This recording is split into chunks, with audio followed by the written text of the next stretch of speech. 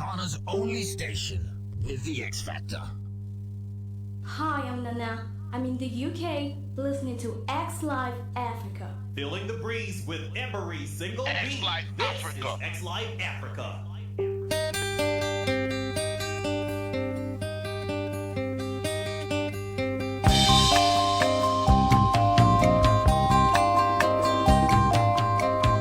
You've been gone, it's an empty home.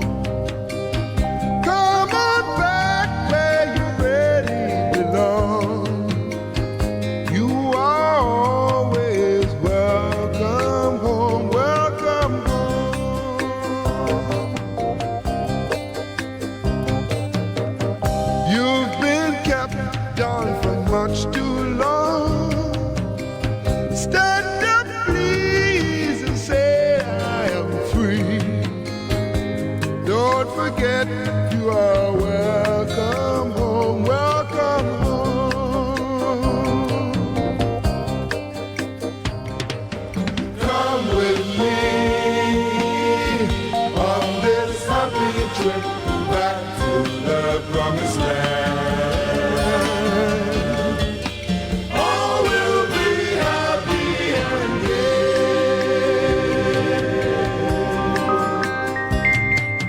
Come with me on this happy trip back to the promised land. All will be happy and gay.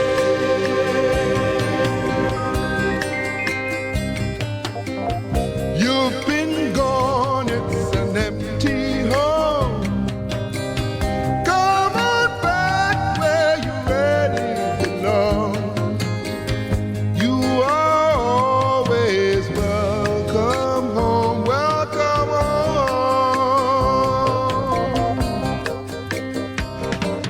Come with me on this happy trip back to the promised land. All will be happy and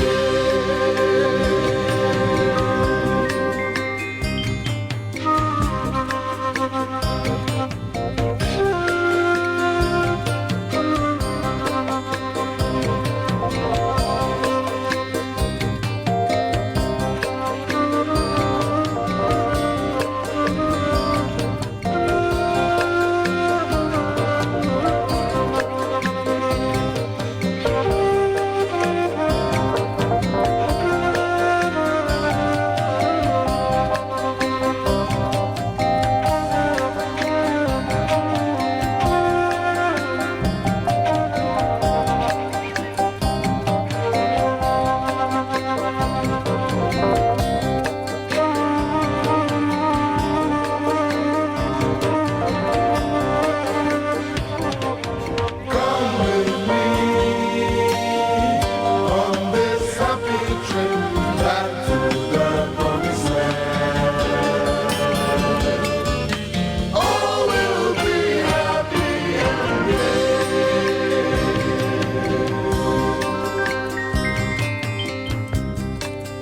Welcome home. Welcome home. Welcome home. Welcome home. Welcome home.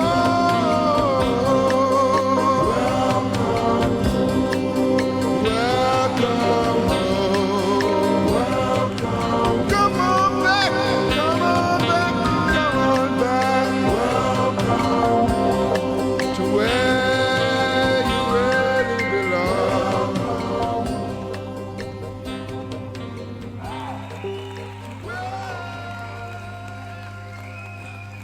Okay, indeed. Welcome home, and not just home, but welcome onto the platform where we meet and talk and discuss and jojo about black people each and every week. It is called the Diasporan Dialogue, and I am your host, as usual, Kwabena Bibini Teria, aka DJ Fuad, the public enemy who hates no one. Yes, because hate is time consuming. Hate will make you suffer and all of that. And today, you see, all sisters, young ladies, yes, in the studios, and they are all brave women. That's what makes me happy to be in their midst this morning. And from my right is somebody who is not a stranger to this studio, Mama Shiriki. That's how I call her, Mama Shiriki, the fiery one. This is a woman who has just been in Ghana for the past almost just about 3 years, and she knows the 1992 constitution even more than myself.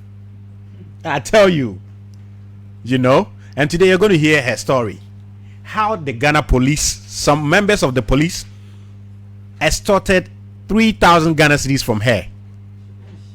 Yes, and she reported them to the pips, and she got her money back. Sometimes the law works, you know. It's not like the way we say in Ghana, laws doesn't work. Sometimes it works, especially when you believe in yourself that I must get this justice. It works. So today we hear that. In the middle is Imani. I wonder why she has not joined Imani Africa though. Imani C. Davis, who is also an activist, who is going to help us do the discussion this morning. And last but not the least, the lady in yellow, Sister Amma Manson, the 24-year-old girl, who is embarking on a campaign called or dubbed No More Bola in the Gutter, which is catching up so well with Ghanaians. Yes, and if you haven't heard, you need to join. Plus, before we go, we also look at some trivia issues in Ghana. Last week, I think it was a big issue for Akan women or Ashanti women in Ghana. So we'll talk about a bit about that. I asked Amma Manson to do research on that for me, for us to have a conversation on that before we leave the studio. So today we have a lot in store for you. We couldn't start at the usual time, but it's all good. We have a saying in Akan that say abrewacha adware no say if the old lady keep quite long at the bathhouse, it means that she's dressing well for you to enjoy her beauty. You understand? So it's all good. And you can see Mr. Mills at the background still sorting me out. For me, the best technician I've ever come across in the media circles. So thank you, Mr. Mills. So now we are ready to go. And of course, you heard our sing tune, Welcome Home, by the great legendary band Osibisa. So without much ado, I'll just go straight to Mama Shiriki to tell us her story, how it happened, and how she was able to get her money back. And as a matter of fact, before I came on air, I just finished speaking to the director in charge of diaspora affairs at the presidency this morning. And maybe next week by this time, there will be a man in the middle for us to talk about it, because it's kind of shameful. Where I was watching a video in Dubai, and this is a policewoman in a Bugatti. You understand? And they stop you and they talk to you like tellers from the bank. Sister Amma, Ben Hakakra, Mama Shiriki can push a little bit, no, this way. So okay, it's okay, fine. And she comes to talk like a teller at the bank or a customer service person from a telco. You get it? So Ghana is organizing or celebrating the year of return, and it looks like 8 policemen are asleep. They don't know what's up. They don't know what is happening. We are not saying don't arrest criminals, because that's your job, but don't extort money from people. You understand? These are people who have been bruised and they want to come home, and they are home, and the best you can do is to extort money from them. I don't get it. So I want to see, maybe next week when we have the director in charge of diaspora affairs from the presidency, what has been the arrangement, the education between the Ghana Tourism Authority, the diaspora affairs office, and the Ghana police? What has been the PR? What has been the customer service arrangement between them? Today they are not here, so we'll put it on side. But we are going to listen to the woman, because most of the times in Ghana, it looks like when police does something to you, the normal syndrome is Famanyamism. As my colleague on CTFM, Bernard Avle, will say, in Ghana, the only ministry that works is the ministry of May God forbid. Because if something happens, so when you're going out, you pray that may God forbid I get accident because the road minister is not going to work. May God forbid I guess it because the minister is not working or something. But it looks like sometimes it works. So Mama Shiriki, pull your microphone closer to yourself and talk to me. When did this incident happen? Where? And how did it happen? This incident happened on March the 14th. March the 14th, 2019, in Chichire, where I'm building my home. Oh, okay. And I'm up and down the highway almost every other day, headed to Chichire. Okay, so I think we need to start. Your microphone was off. Okay. So when did it happen?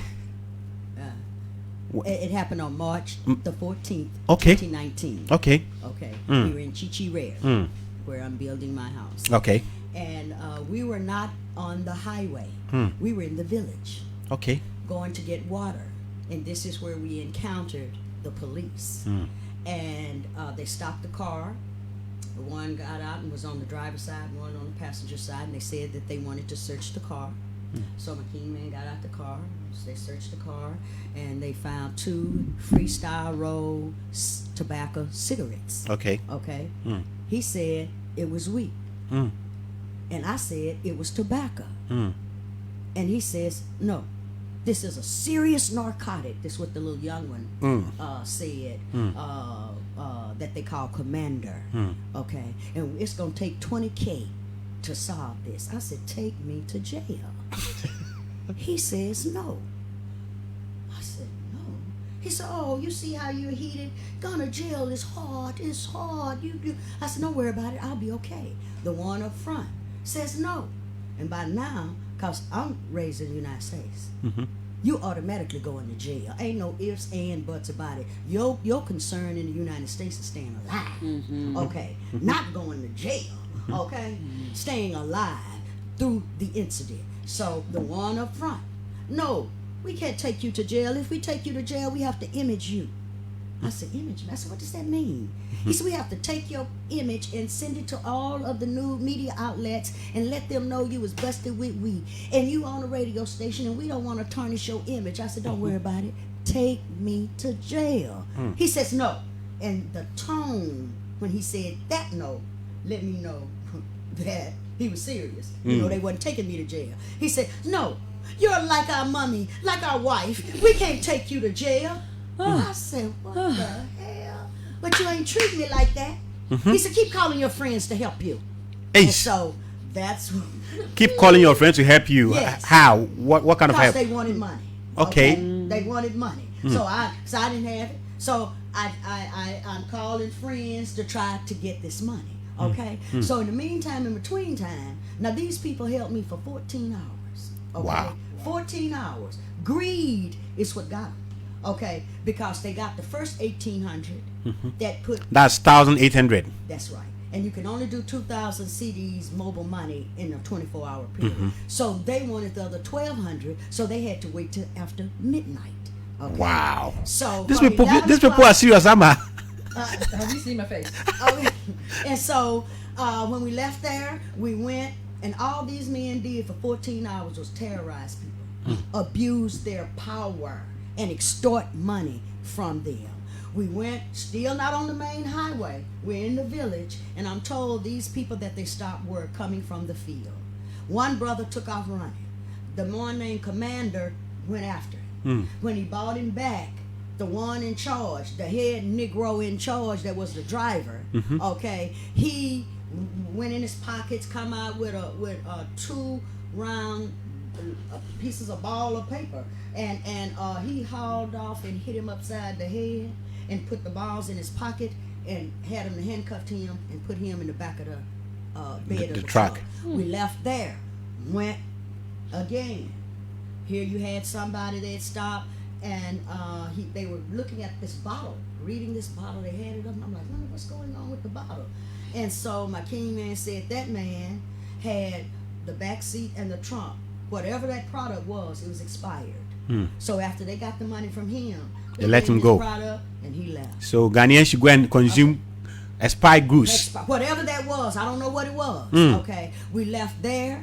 We went to another spot. They stopped a taxi. It was a brother and a white girl from Australia. They were tourists. Searched their bags. He had weed. They thought it was illegal. It was everywhere. It was readily available, you know. And so they videotaped him and then put him in the car. And they told him they wanted 20,000 euros. He said, you got to be crazy. He said, I don't have that kind of money. And so he said, the most we have left in the bank is about 2,500. He said, send the wife to the ATM. So the wife got the taxi and went to the ATM and got the 2,500 from the ATM. But by that time, we have left and gone to another spot. Oh, please. Are you saying 2,500 euro? 2,500 CDs. Okay. And so we went to another spot. That's 2,500. 2,500 CDs. Went to another spot and stopped the Trotro. Got out. They had guns. They had shotgun shells. They handcuffed them, put them in the trunk. Put them in the bed of the truck. Made the Trotro come off the main road and park on the rough road, off the road. A taxi left with somebody. Come back.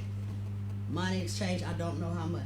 Okay. The guns were allowed to go. And they gave them their guns back. They gave them their ammunition back. Their dogs and everybody got in the Trotro and went on about their business. Wow. But in the meantime, in between time, now the family with the brother that ran, they got 1,500 CDs from him.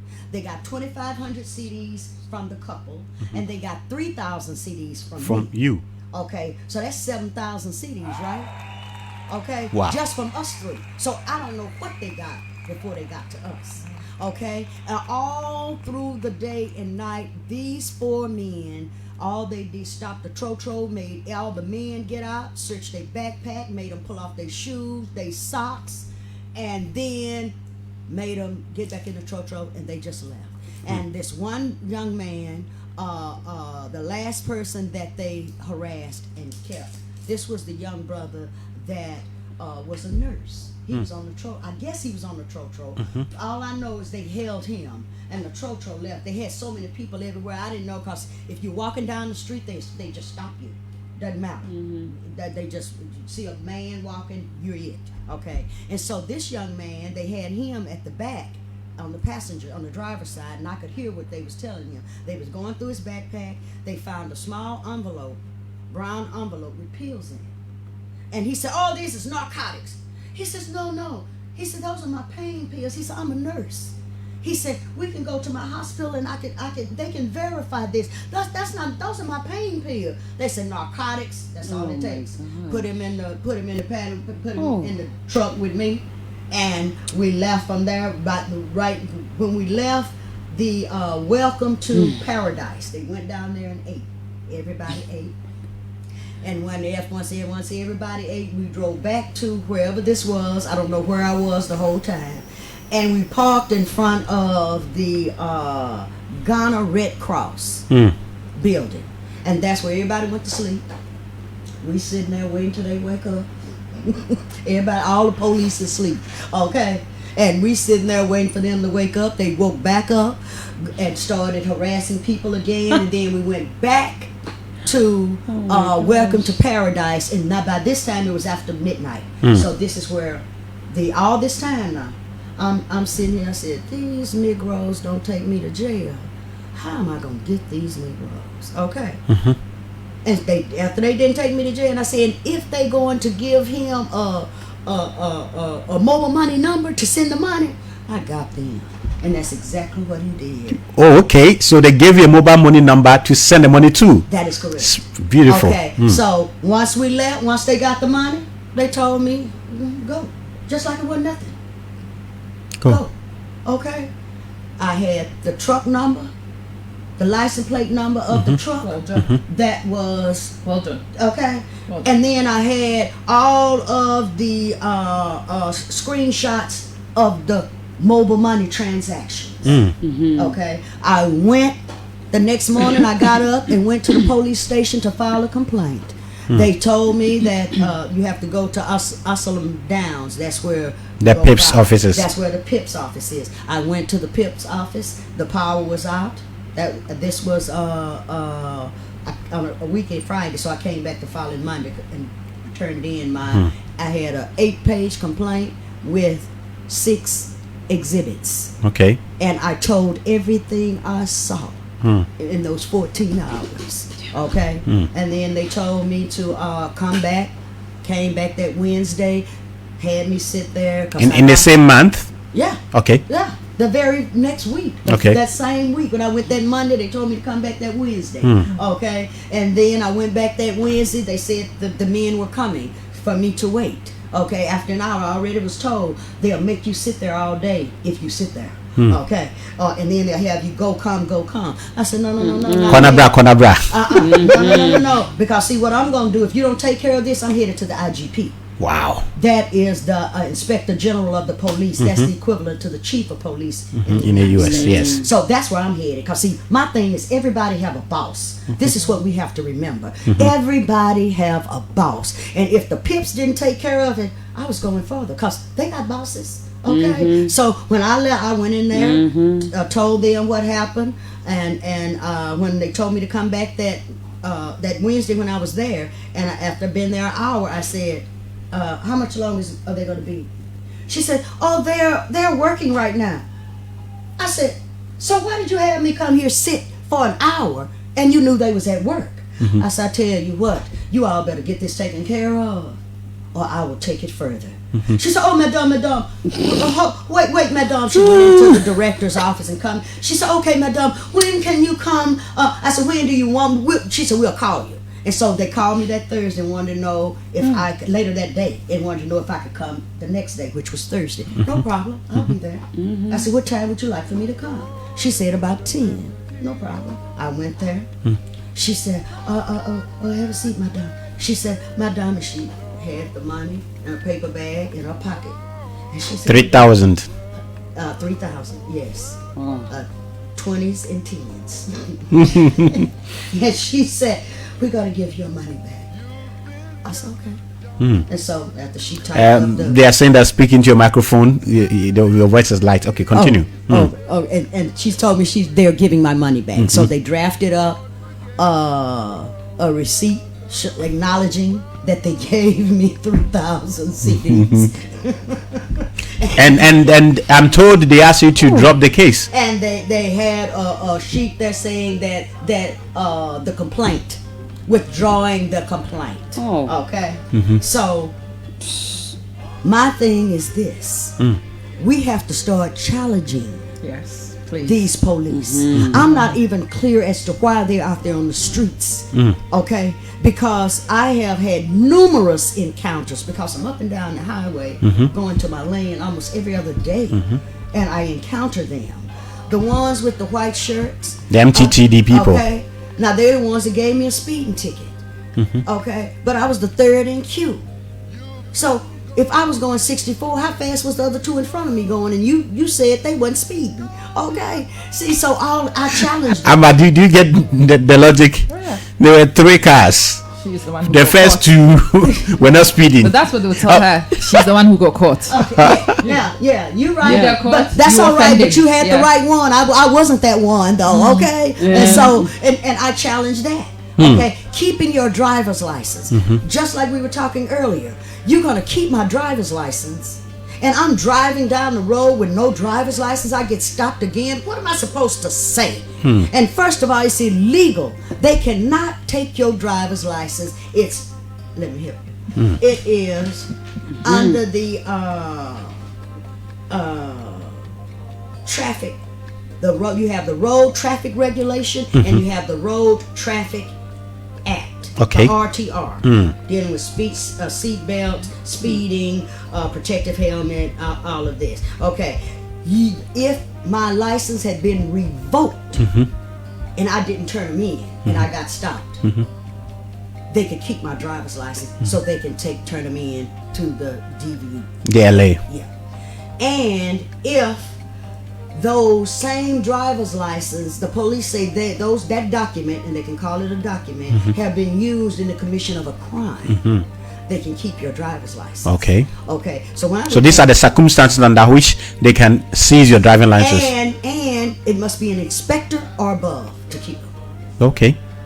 It has to be an inspector or above in order to keep your driving license. Okay. And so by them doing that to me, that forced me to go look up the law because I'm a paralegal, and I went and found the law. Yes, I forgot to tell my listeners and viewers. So now you followed up. So how long did it take you from when they took the money and when you got your money back? About 2 weeks. Wow. In Ghana? Yes. Okay. People just don't believe it. They can't believe it. I say it happened. Okay. This is amazing. Sister Amma, Yes, sir. I'll come to you. You were so just like this. Yeah. Look, what was going through your mind? I was fascinated and I was delighted at the same time because I think when people return, when we have returnees, some of them are so keen to blend in. People take a lot of nonsense as the usual, and it's not. It is nonsense. It's nonsense we've tolerated for a long time. It's things that we have accepted for a while. It's not as frustrating for those of us here because the people who commit it are our brothers, so we forgive it. And we forget that other people coexist with us, and we've got to let the laws work. And I'm delighted you got your money back because people like me would always feel entitled to claim things back. It is my land. I want people, and I want you to feel that way too. When you see something wrong, you fix it because it's our land. Yep. When you see something unacceptable, of course we moan about it, but you fix it. That's right. So just as I would want to fix it, I'm delighted to say that you also want to fix something. Yes. Because I love Ghana. That's why I'm here. Do you know what I mean? mean? I want Ghana to be the best that Ghana can be for the generations that are here and those that are yet to be born. Absolutely. That's what we have to be about. Absolutely. Yep. You know? Absolutely. So I'm passionate about changing things. I'm pig-headed about it. I am driving it forward, and it's nice to see that other people also feel entitled to do so because you should do. You are just as entitled as I am. Absolutely. And we should both have the same commitment to making it better. That's right. Imani, how does what has happened, how do you feel about it? Being also a diaspora and returning from the state, how do you take this?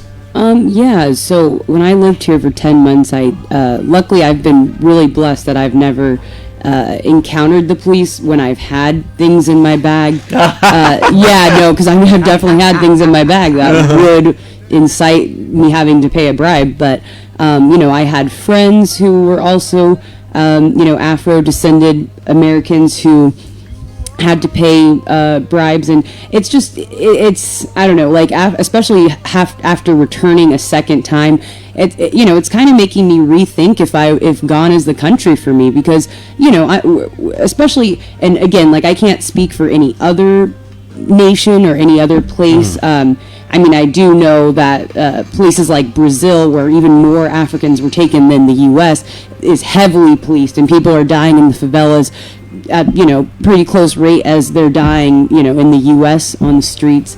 But it's kind of like I'm coming from a very heavily policed country where I'm scared and worried about the police. Walking down the street, seeing police presence is something where, if something happens, it's not a matter of whether you're paying, it's a matter of whether you're going to survive the situation, whether you're going to be shot dead or shot to be into a coma or have your neck broken like Freddie Gray did in Baltimore, which he did eventually die from.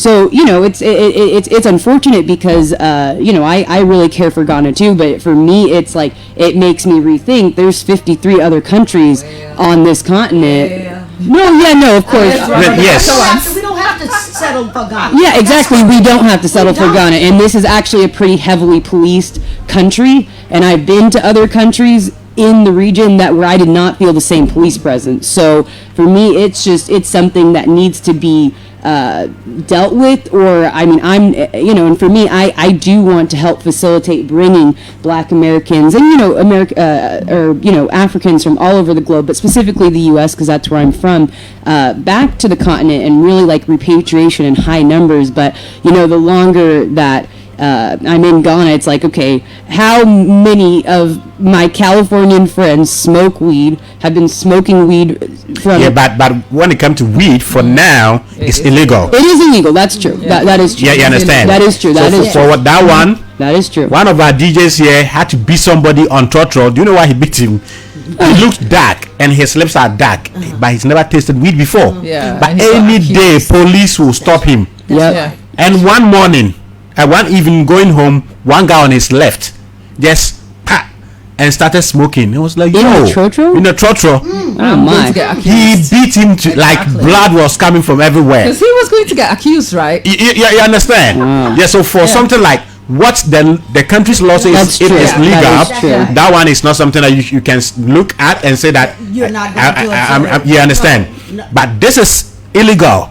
Yes, This is- that's true. You understand? I And wanted And to see, say and something. Okay. So my thing was, if I did, why didn't you arrest me?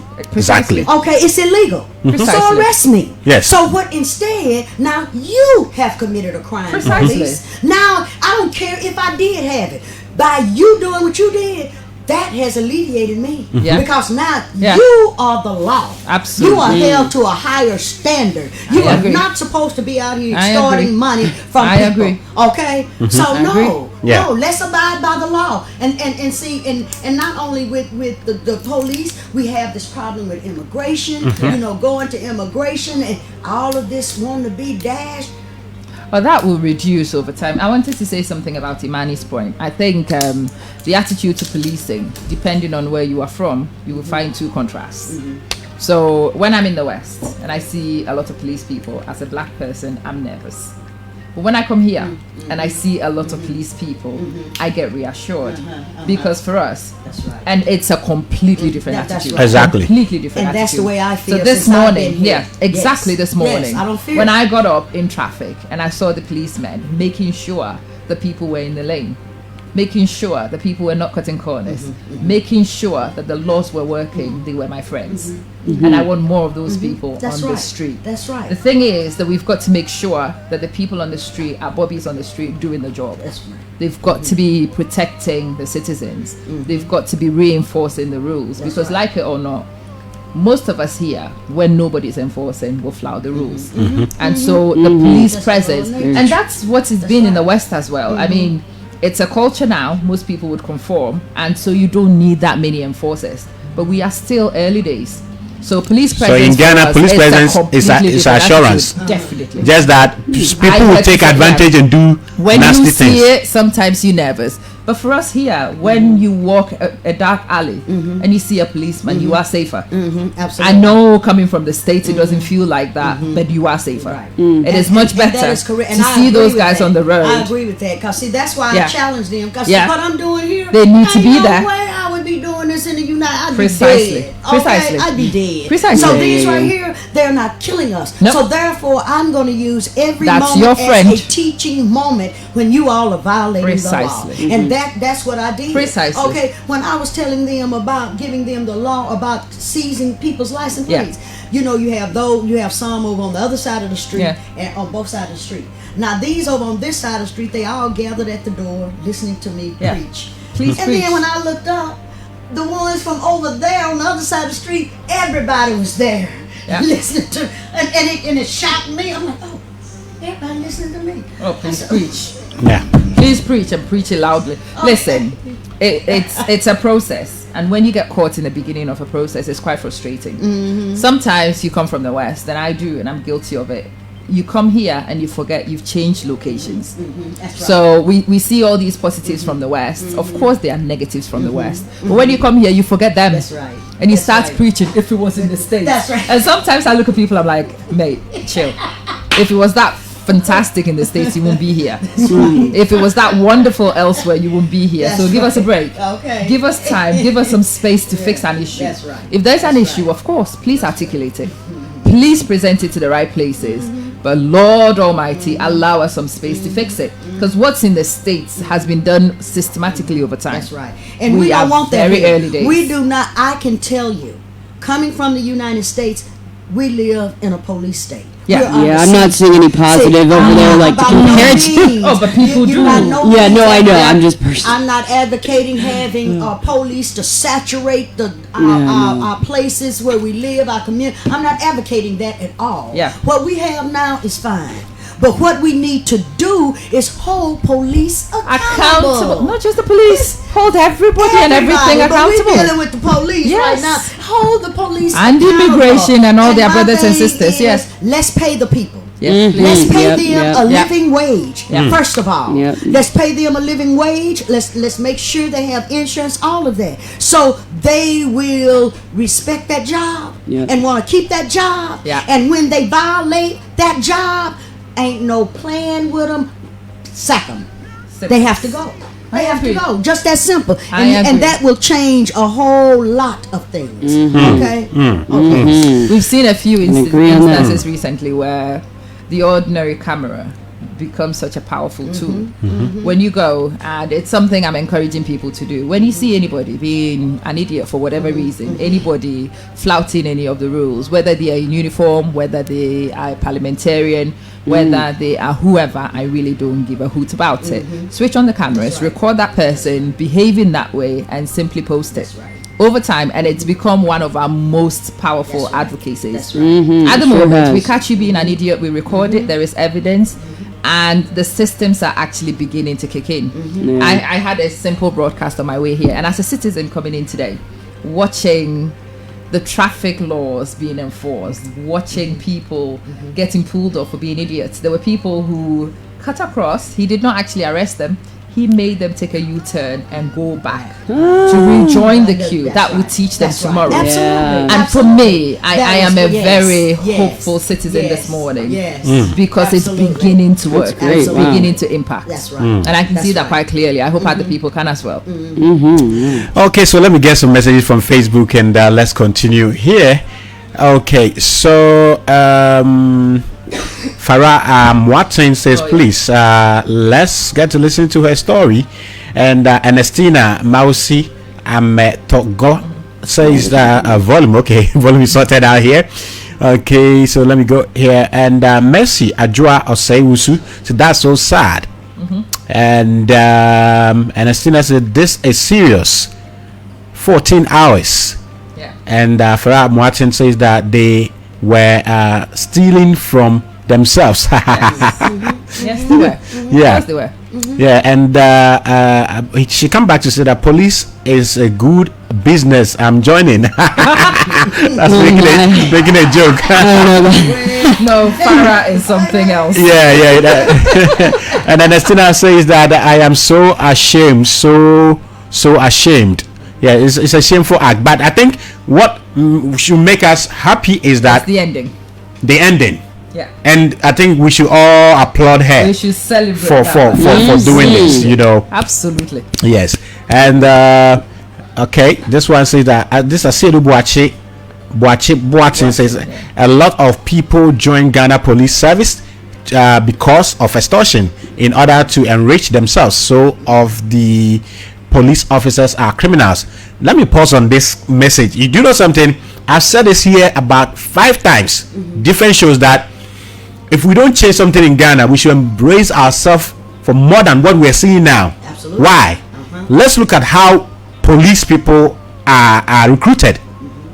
When it is MPP, any MPP guy who wants to join police, whether he has the heart for policing, will get employment. When it's NDC, I know my classmates who knew nothing about, didn't have any love for keeping people's property, because his party was in government, he's now a police officer. You understand? So if we don't change the way we are recruiting these people, let me tell you, anytime you are doing something you don't love, whenever an idea comes to your mind to do something that disgraces that profession, you do it. But that's not just the police, though. No, not just the police. We need to start further than that. It's not just recruitment. Exactly. It has to start from patriotism. Plus, now everybody see the military, police, fire service, immigration, customs, and all of the security services as a safe net. So after senior high school, I'll go to university and come and stay home. Why don't I pay 5,000 or 10,000 or 20,000 and get police? Or now nursing has become part of it. And that's why now we have nurses who don't care. I have a friend, I don't know if she's listening, Evelyn. Anytime I ask her, how was your day? And she says boring. You know why? There wasn't birth. She's a midwife. If she just had about 3 people coming to give birth, she didn't work. This is somebody who love her work. You get it. But there are those who will go and come, and then good, work was good because nobody turned up. These people were not born to be take care of patients and all of that. So we should be careful about the recruitment system, and also we should look out for our talent and our passions. Other than that, some of us will be disgraced. Patriotism. There should be people in the police who want to do the right thing. Exactly. There should be people who are so passionate that they want to make sure that the laws are not flaunted at all. There should be people in the medical field because they do want to save lives. They should only be there to save lives, not to earn a wage. So I was talking this morning on my way here about don't go chasing waterfalls, which is something we've told ourselves as black people for a long time. Stay in the pond. The pond is safe. So the police is a nice pond. You can extort some money from people. Don't swim, it's fine. And because people have got themselves caught into this net, they are in places they hate. It is not leading them where they want to be. You feel stagnated, you are frustrated, and when you are a very difficult person to deal with, because you have absolutely no empathy for anybody else, because you yourself you don't get satisfaction from life. So when they stress you out, it actually brings them some relief. Somebody else is as frustrated as they are, and that's what's happening on the road. That's what's happening in the hospital. The nurse doesn't want to serve you, really. And in any of the institutions, I saw this when I was assisting my sister in getting her driver's license. Yes, ma'am. It's everywhere. And I have not seen. That was my first time seeing this. It was a joy. It was almost a disappointment that she had everything in order. When we went to the main, so you have to go to the main driver's license place first for them to approve it. Then you go back over on 37. When we went to the main place and she put her paperwork there, the sister asked to see the paperwork, and she went through it all, and she saw she had everything that she was supposed to have. She didn't. But how dare you bring everything you want? How can I extort money? I mean, what's wrong with you? I'm serious. Woman, I'm trying to extort money from you. Yes. I never saw the disappointment. She was disappointed because you have everything intact. Everything. Oh, you see that on the road. So he asks you for your license, you give it to him. He asked for the extinguisher you provided. Yes. Do you have insurance? And you see most of them roll their eyes. Okay, fine. We would like to see your birth certificate, your TV license. They will ask you for ridiculous things, you know. And sometimes you provide all those things. And there was one incident where my husband was driving and I was in the seat. This guy asked for everything else, and everything he asked for, I supplied from the other side. You know what he said to me in the end? Oh, come on, let me arrest you. Come on. I'm in your wife. Oh, my. You know. Do you know what I mean? Come on, like, give me a break here. Everything is intact. I haven't got a legitimate reason, so come on. I'm in your wife. And see, and another thing, when I got my Ghanaian driver's license, they gave them to me. No one ever said, my king man told me. He said, on the back, you have to get it renewed. I said, what? I pulled it out. Sure enough, you have to get it renewed twice before it expires. Before the actual expiration date. I have to go get it renewed in 2020, and I have to go get it renewed again in 2022, and they expire in 2024. Yes, ma'am. And when you go and get it renewed, they put something on the back that don't stay. Because when you go back, when he went back to renew his, she said the sticker wasn't there. That you didn't renew it. He said, yes, I did, but the thing came off. So if you don't have no kind of we're gonna have quality, to document. Then you just will have to take a picture for yourself. And she just went on and left it and said, okay, you know, because she couldn't prove that you didn't. renew it. But you have to renew your drive. No one at the driver's license place told me that when they gave it to me. They just handed it to me. They said, thank you. It's a And trap. that was that. So I thought that was it. I did not know. So I'm telling everybody, when you Please get your do. driver's license, Please do. you need to look on the back Please and do. see what are your dates that you need Yes, to go ma'am. and get it renewed. Because again, the police know that. It will say And they will ignorance is use not that an excuse in the as court an of law. excuse for extortion. Absolutely. Okay. Absolutely. Extortion. Now let's go for a quick musical break. Whilst I will be reading some of the messages, and right after that we juxtapose police harassment of diasporans vis-a-vis the year of return. Yes. Then we move on to how to keep our gutters clean. Yes.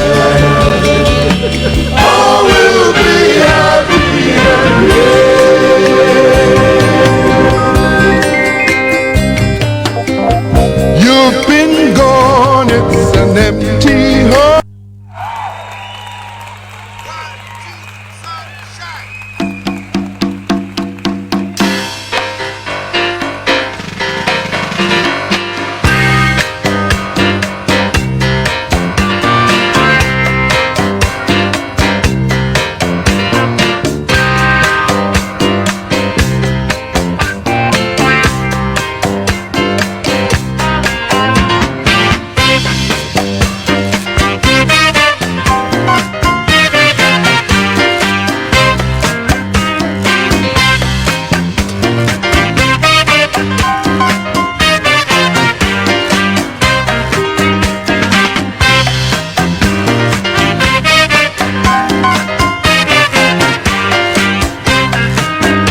Everybody, do what you're doing. Smile will bring a sunshine day. Everybody, do what you're doing. Smile will bring a sunshine day. Everybody, do what you're doing. Your smile will bring a sunshine day. Everybody, do what you're doing. Your smile will bring a sunshiny day. Everybody, do what you're doing.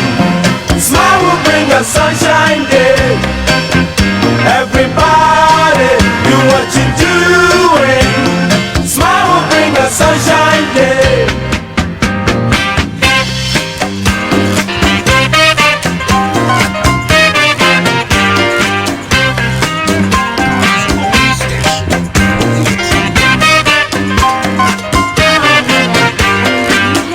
Listening to XliveAfrica.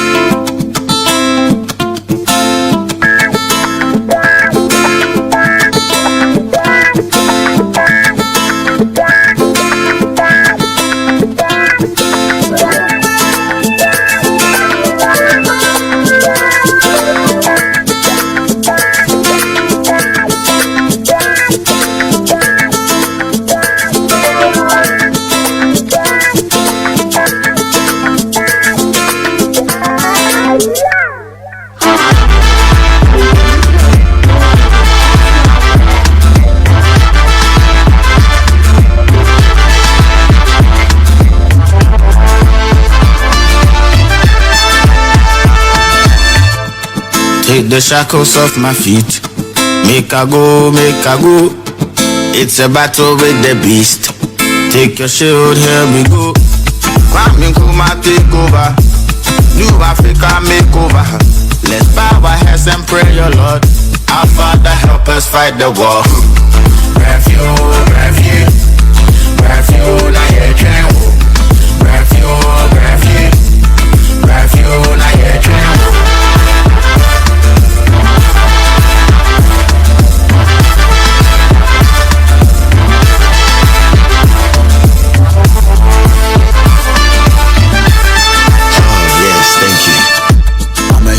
In Africa, but a black man in America, African in England.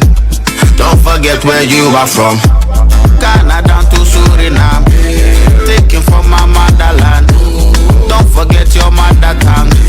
Please don't shoot me, we are one. Refuge, refuge, refuge, na ye chenwo. Refuge, refuge, refuge, na ye chenwo. Refuge, refuge, refuge, na ye chenwo. Refuge, refuge, refuge, na ye chenwo.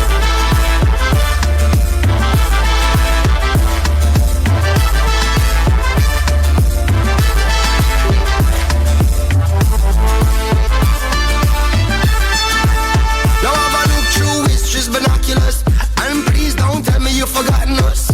Your lost children living anonymous in a very strange land where them carried us. And it must be a natural phenomenon how we still can remember where we're coming from, even through the brainwashing curriculum, up through the ages and millenniums. The last 400 years has been fabulous.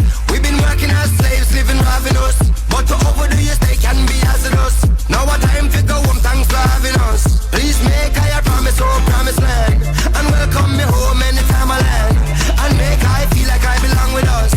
Okay, Breath here by Fuse ODG and the son of the legendary musician Bob Marley. Really? Okay. Yes, Fuse ODG with Bob Marley's son, Damian Marley. Yes. Oh, with him. Yes. No, Fuse isn't Bob Marley's son. No, I said Fuse ODG with legendary Bob Marley's son. Okay, Damian Marley. Okay, so Immortal Redeemer says very, very disgrace, a big disgrace to the police right there. And then Estina Mausi says that what? She refunded the money? Yes. What's her relationship with the police? Man out there, is she an accomplice? This story is amazing. It's amazing. Shocked when I heard it. Yeah, Elikem Bochi said that I am wondering myself. In Ghana, we have a saying that it doesn't happen. It doesn't happen often. Getting your money back. This is not two CDs. So this is not 5 like CDs. donating to the church and getting a refund. It's a big deal. But I mean, how many people are doing the same thing? Yes. Taking a Okay. What do you mean? To get a refund. Let me quickly finish with the messages and let's go on. Davis Way says that you see where corruption has led Ghana police and the whole Ghana disgraceful land. And this one says, say that again. And he say it's high time some police stop this disgraceful act. And this one says that Amma, you've got to reassure her. I know you're good at that. Ghana is her real home. Okay, that's to Imani. Yes. Yes, and I said I love this. It is about the contrast. Yeah. Okay. And this was a bless you. This is Bollocks. Okay. And it says good morning by the way. And the still account back to say that everybody must be accountable. Yes. And patient Agude says that you guys rocks. And Abdul Aziz Abubakar says I love Shiriki submission. I am here in Georgia, Atlanta, and I love the program. Big ups to AMA. Okay, and that's Amma. Okay, and Patience Agude says I love this a lot.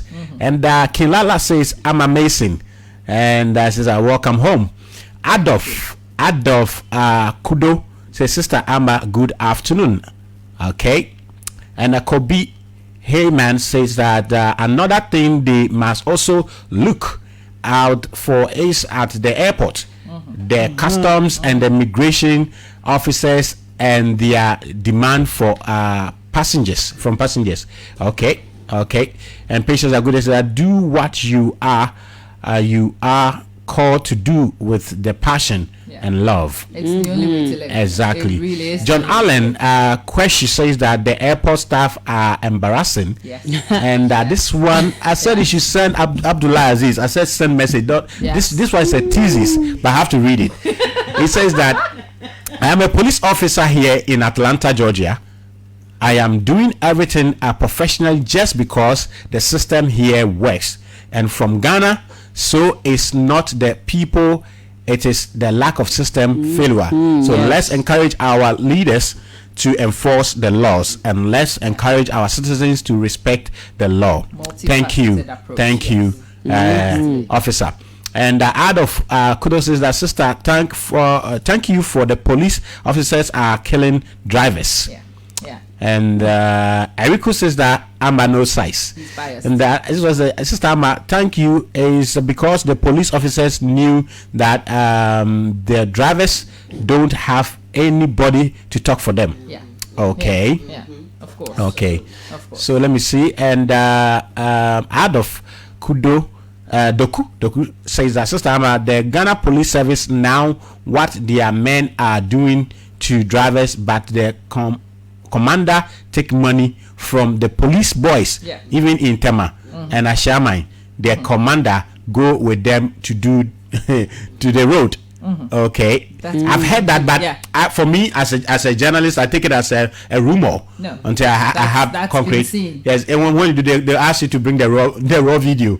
So I don't have any raw video here. So Fatima Abubakar Sadiq says that most Ghanaians don't know. Repeat that one. Yes. That's the problem. Which one? It's not just most Ghanaians. Most people here don't know our rights. We really don't know the law. Yes. We don't take an interest. So you went to the Constitution and you found where people were violating your rights.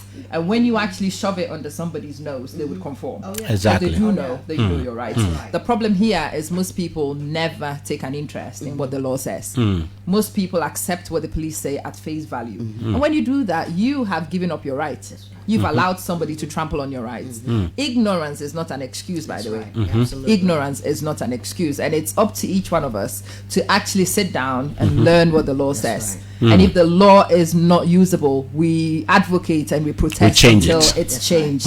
But when the law exists, you have to know your rights as a citizen, so that when somebody abuses it, one, you do know it and you know how to address it. That's our problem. Okay, so let me quickly finish the messages. Fatima Abubakar Sadiq says that most Ghanaians don't know the law and their right. When we know our right and our responsibilities as citizens, we can stand up to some of these corrupt institutions. Thank you. And Shanky Abubakar, I am ready crying home sweet home. Okay. And thank you, brother Yahoshua. You gave me heads up about this issue.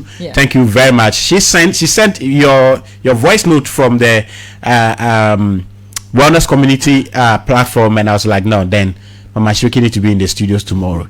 Okay, so brother Yahoshua, thank you very much. And let me read the last one. Patrick Odro said, good morning, I'm a Manson, and said, how are you doing? Okay, Very good. now let's move on.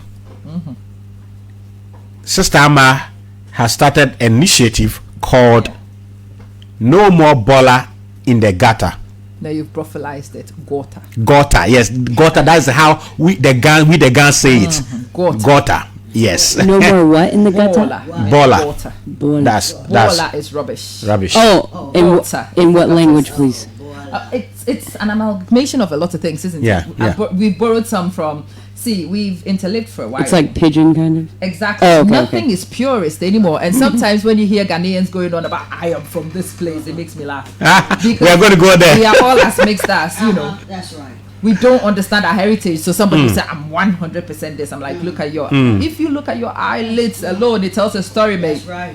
For me, it's like me claiming to be 100% Akan. You look at my eyes, it tells you a lot of things from the north. Every time I go to the north, there are grandmothers who would hug me and think I'm from that area. And there's a reason for it. And it's funny. We will go there later. We'll go there later. So now, for those who are watching or listening for the first time to you, explain to us, what this initiative is about. Okay. How do you think this initiative is going to help us, if not solve it totally, reduce the rubbish or waste, plastic waste in particular, in our gutters? Okay, so we will have to start from the genesis of a problem in order to be able to fix it. Okay, talking about disposal is just starting from the middle of a problem. We need to find the reasons why the boiler exists in the first place. The boiler exists because for most people, that is the only practical way to buy food. The boiler exists because people don't understand BPA. The boiler exists because people think plastics are eating products for packaging food.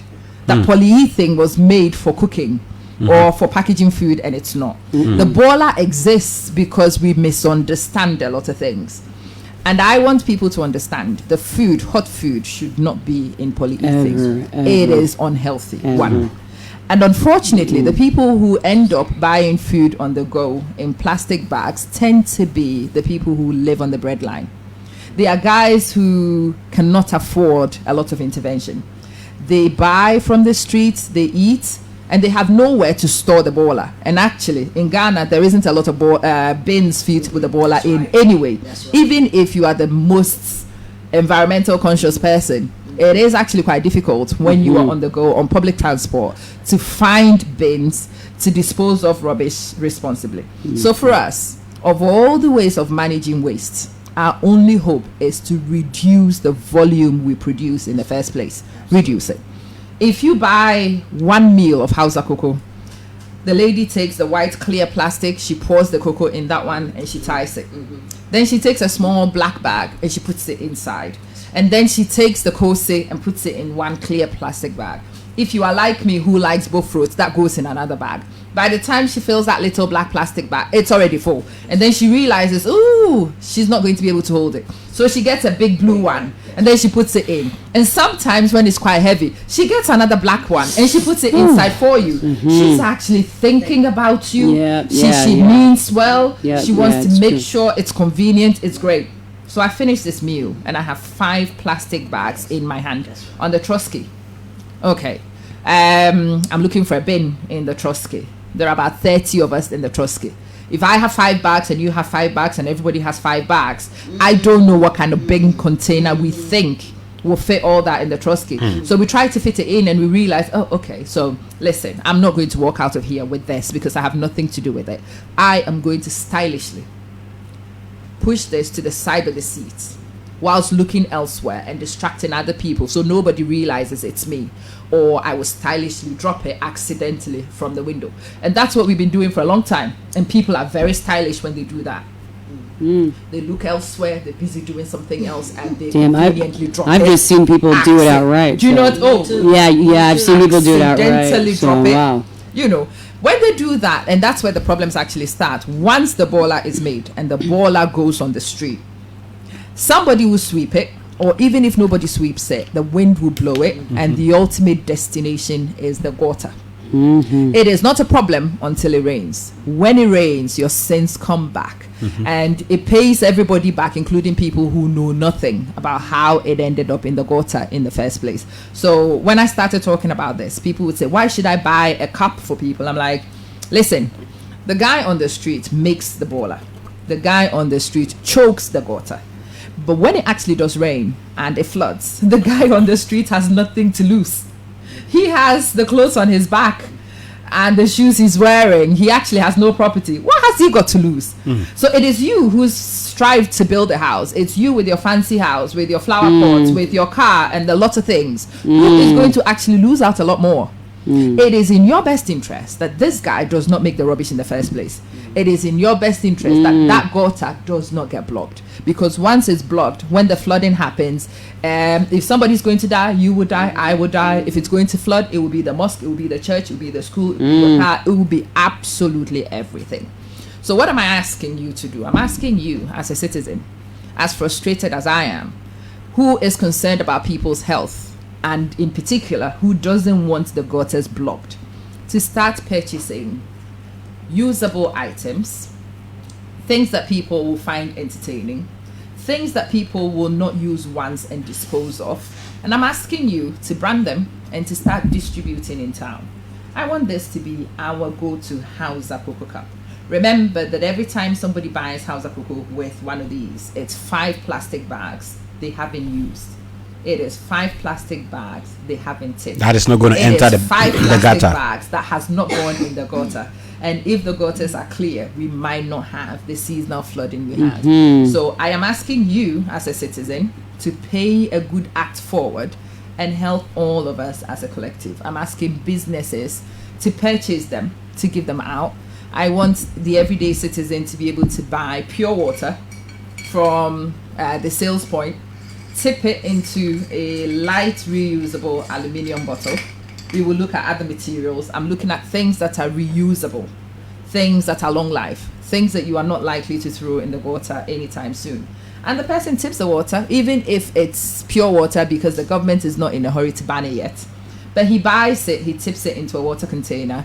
Hopefully, we would also provide bins in vantage points. So when he tips it in his container, he disposes of the plastic a little bit more responsibly. It is less likely to end up on the street. And if it's not on the street, the chances of it ending in the gutter has also reduced. I'm asking individuals and groups, and also it's about individuals taking on a huge task. I want Ghanaians to see little old me take on something small, start from humble beginnings, push out, radiate out, and for people to realize we do not need the government to fix every problem. I want to start my solution. I want to find individuals to become interested in finding our own solutions. And then I want the Minister of Environment to come beg me to be part of the program. Because otherwise she is showing herself up. And that's what I want people to do. And with your experiment here, have you looked at reusable bottles? The turning the plastic bottles into, we were looking at, if you go on the internet, you know, they made rubbish bins out of plastic bottles. They built boats. They built greenhouses. Somebody's done a restaurant out of just plastic. And see, and that's what I'm saying. Can you imagine what we could do? I want you to be inspired by my little thing, and I want you to tell people about it. I want Amma to do the cups, and I want somebody else to do the bowls, and I want somebody else to make the clothing out of them. Once people realize that individuals are not as insignificant as we all think we are, when people realize the power in mobilizing other people, a lot of insignificant people become a very powerful force. And that's what I want people to start. And so I've put myself on the line. I am the world's worst fundraiser. All the fundraisings I have done have earned a grand total of 0.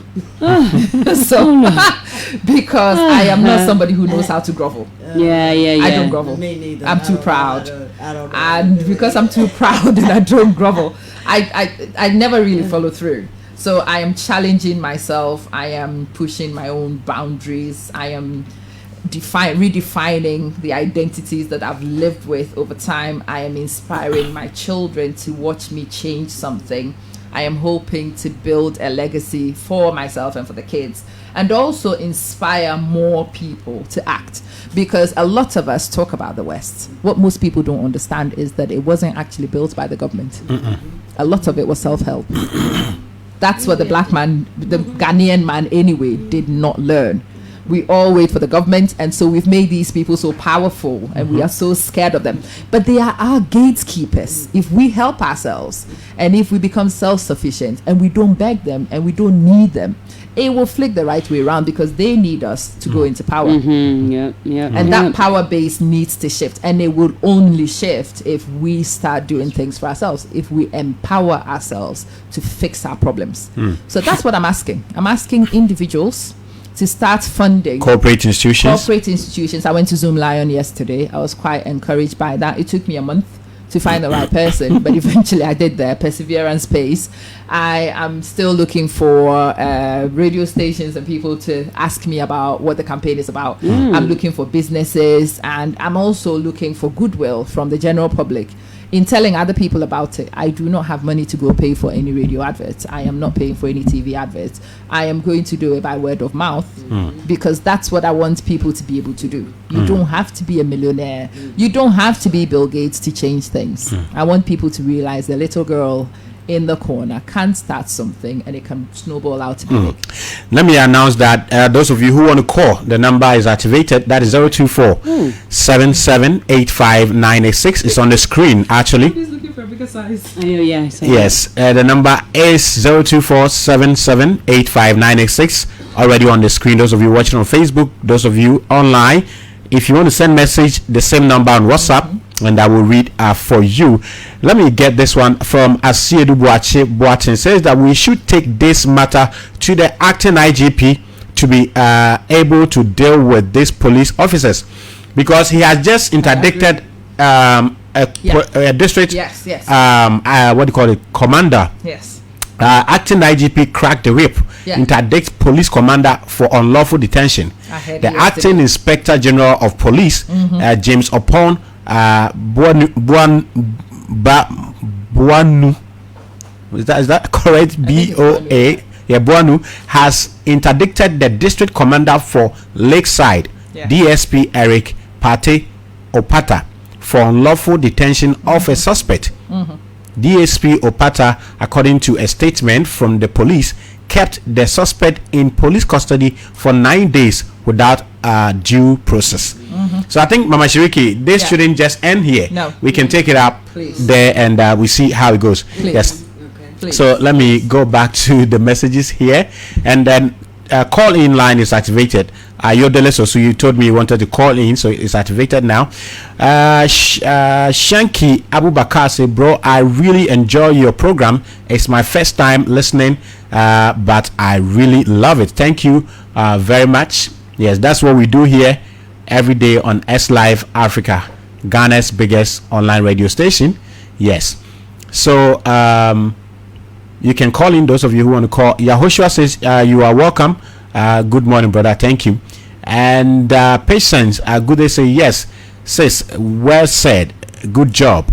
And this one says that I'm very proud of you. Yes, so let's support her physically. Avram Bimoshe will say fans no dosun.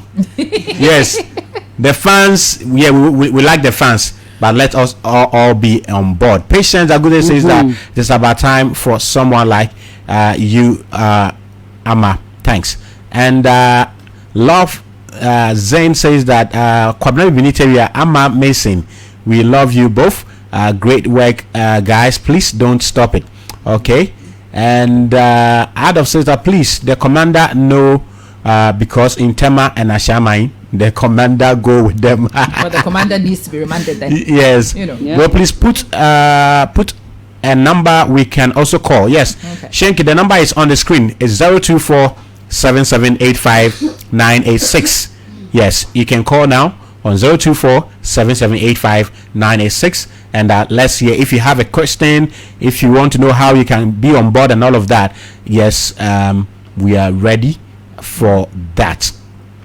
And this one say, thanks Kwabena for talking about the police comment. Now I understand why someone was talking about the police.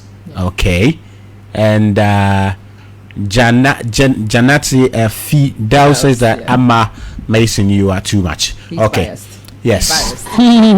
Okay, so Amma, if there's anything you want to say about the initiative before we move to our last topic. Two things I wanted to say. So, as I said, this is a self-help project. I am no millionaire. I am not funding something by myself because I can't.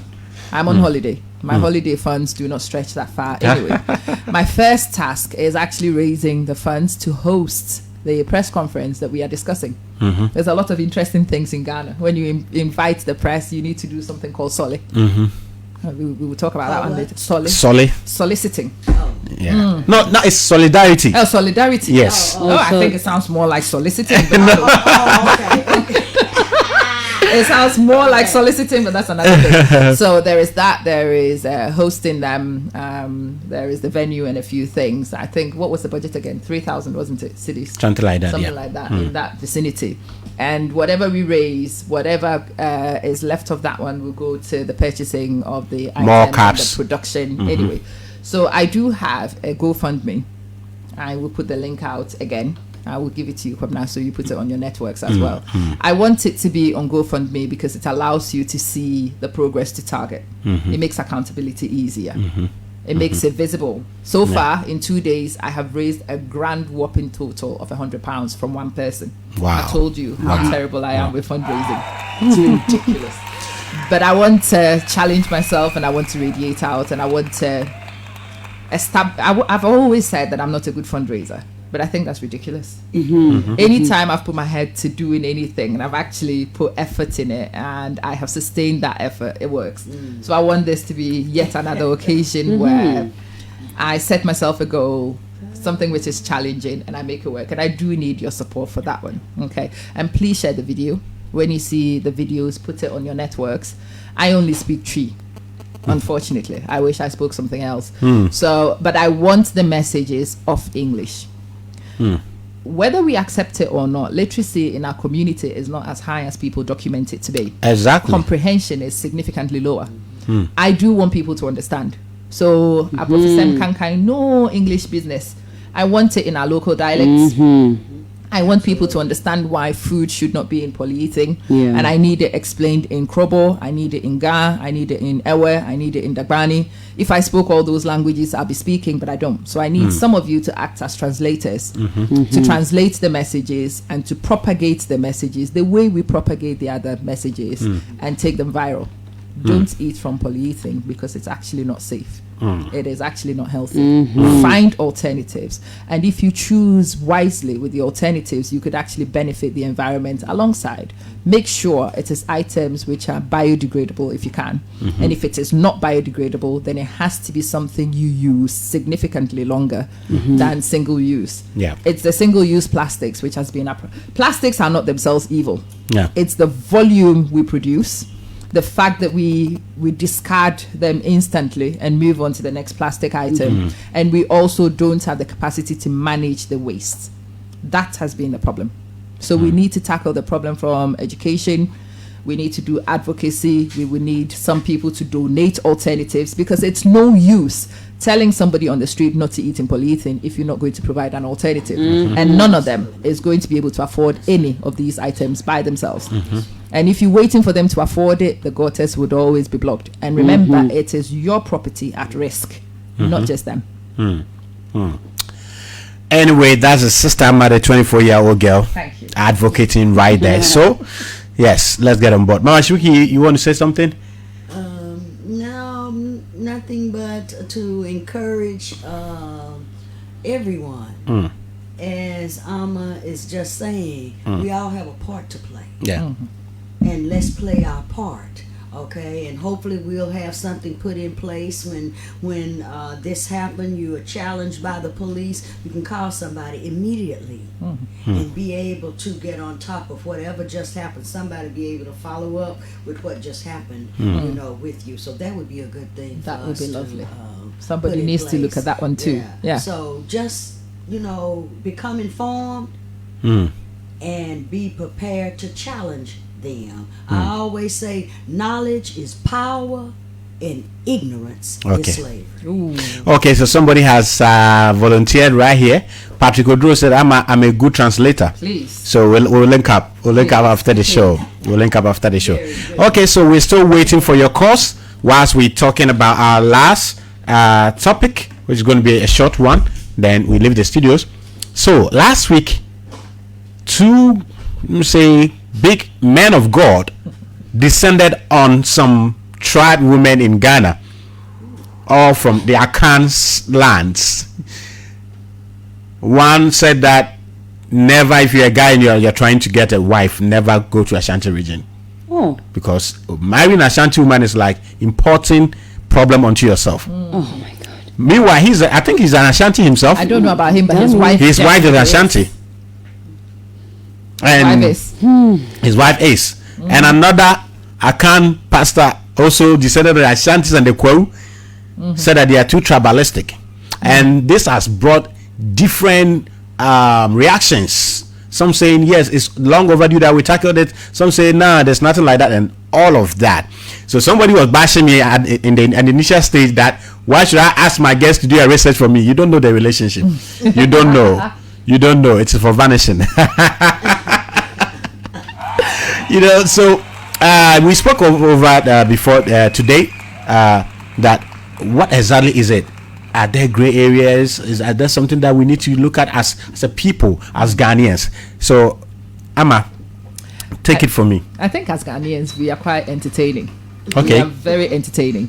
We tap onto identities, and we like to think we are purists. I'm challenging anybody to prove that you are 100 pure anything in this country. Tell me that you are 100% Akan, prove it, and I'll let you be supreme. If you think that you are 100% Kwel, prove it. We are also, my heritage, for example, I'll tell you my story. My father's people have traveled so far. We have relatives from the coast, we have relatives from Akwamufie, but my father will tell you he is from Doma, but he actually is a royal from Drobo. Are you listening? And he was the MP for Doma. So just listening to my dad's story, he will tell you, if you ask him simply, where do you come from? He will tell you he comes from Amersu in the Bron Ahafo region. That's just one small figment of what his heritage is. So it would be so stupid for me to take that claim and tell you I am from this village. I'm an idiot. I actually don't know where I'm from. I really don't. And for me to, and that doesn't make too much sense. Do you know what? And sometimes you find a Ghanaian like me who would turn around and say, I'm from BA. You are an idiot from Akwemu. He's your cousin. He is your cousin. So every name you call him, you are actually calling yourself. We need to sit down and we need to understand that we have actually amalgamated as tribes for a long time.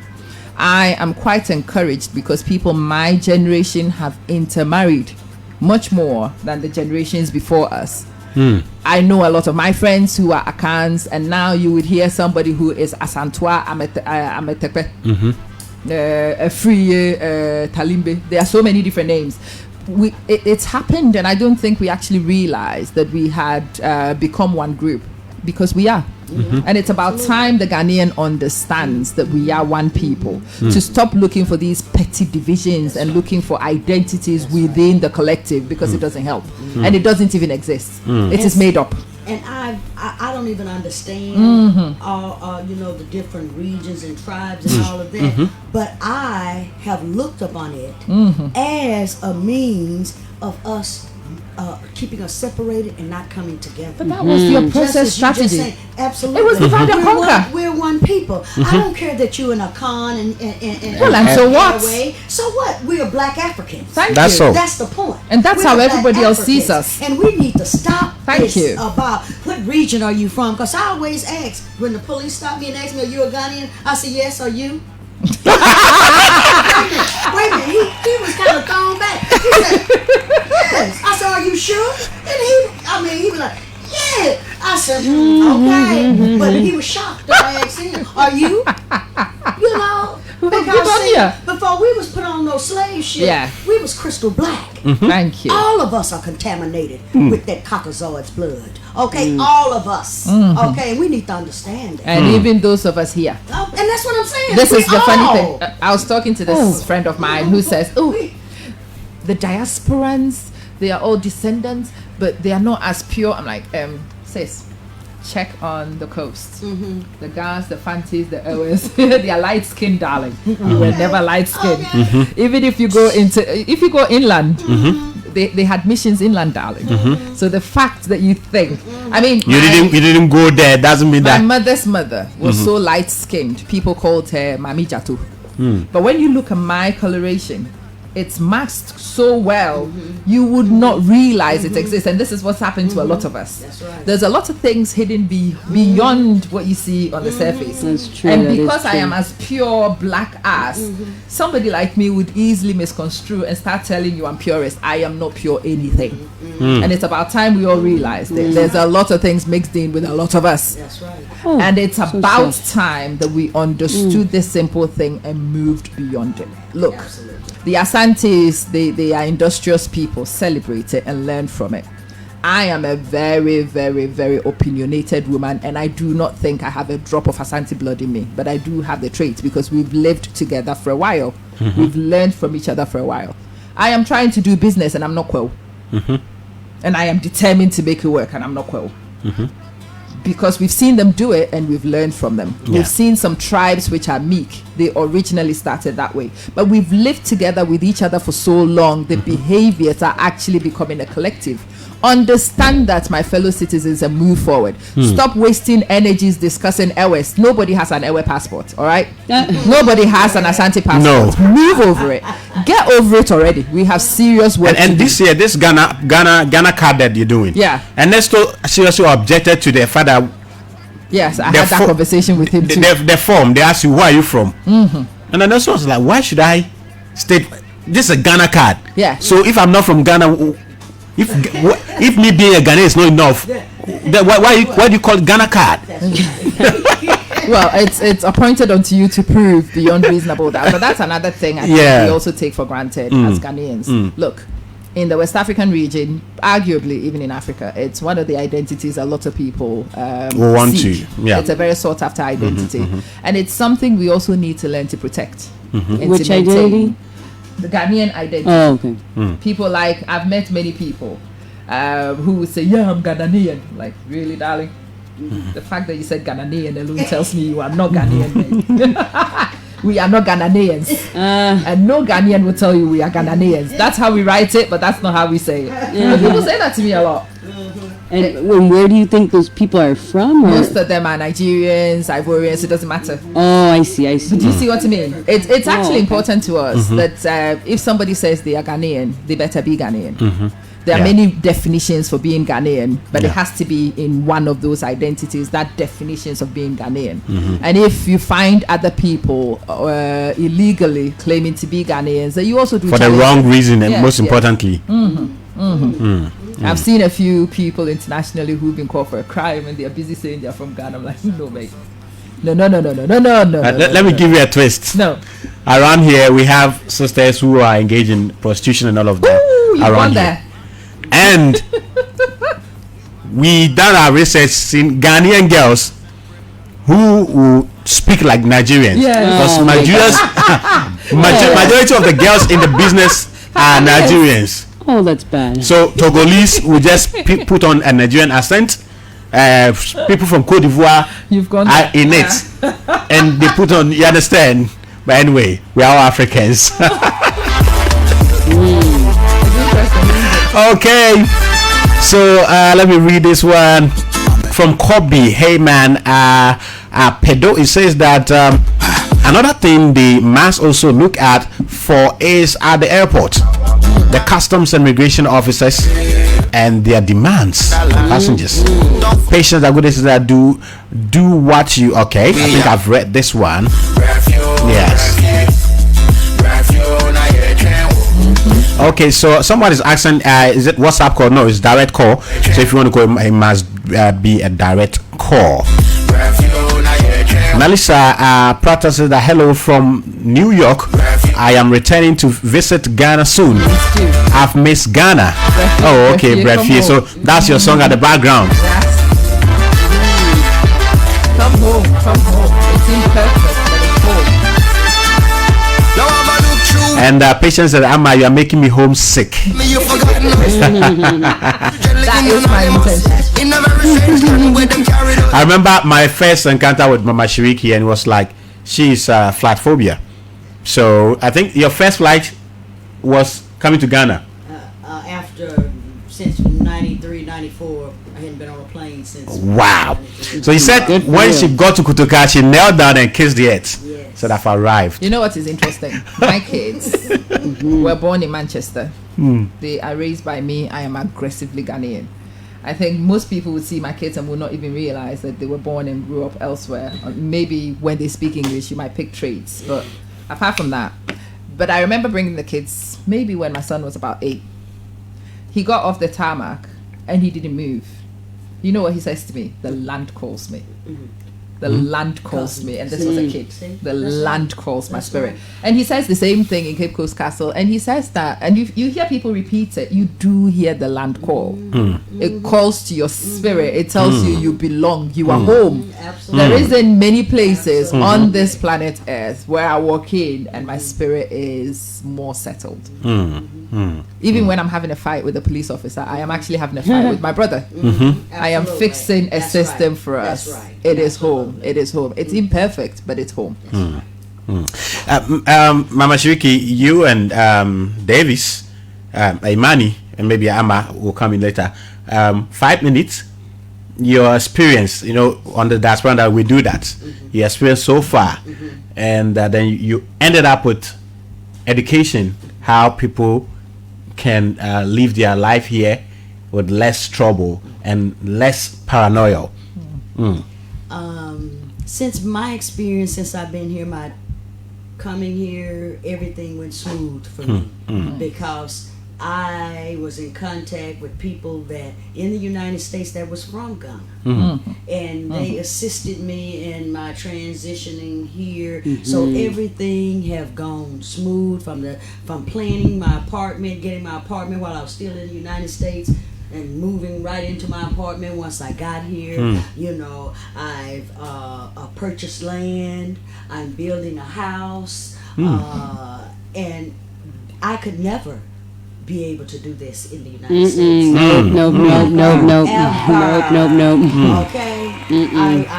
My property is in Chichirere. Okay. Yeah, Santa region. An acre of land for 22,000 CDs. Wow. Okay. There's 4 plots, and each plot is 100 by 70. Wow. Okay. And yes, Ghana has challenges. You've heard all of these challenges, but there's a total different atmosphere here. Wow.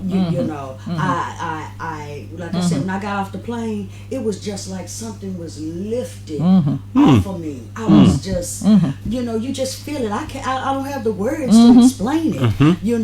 And just seeing the sea of black people, I said, I done died and went to black heaven. And nobody did not wake me up.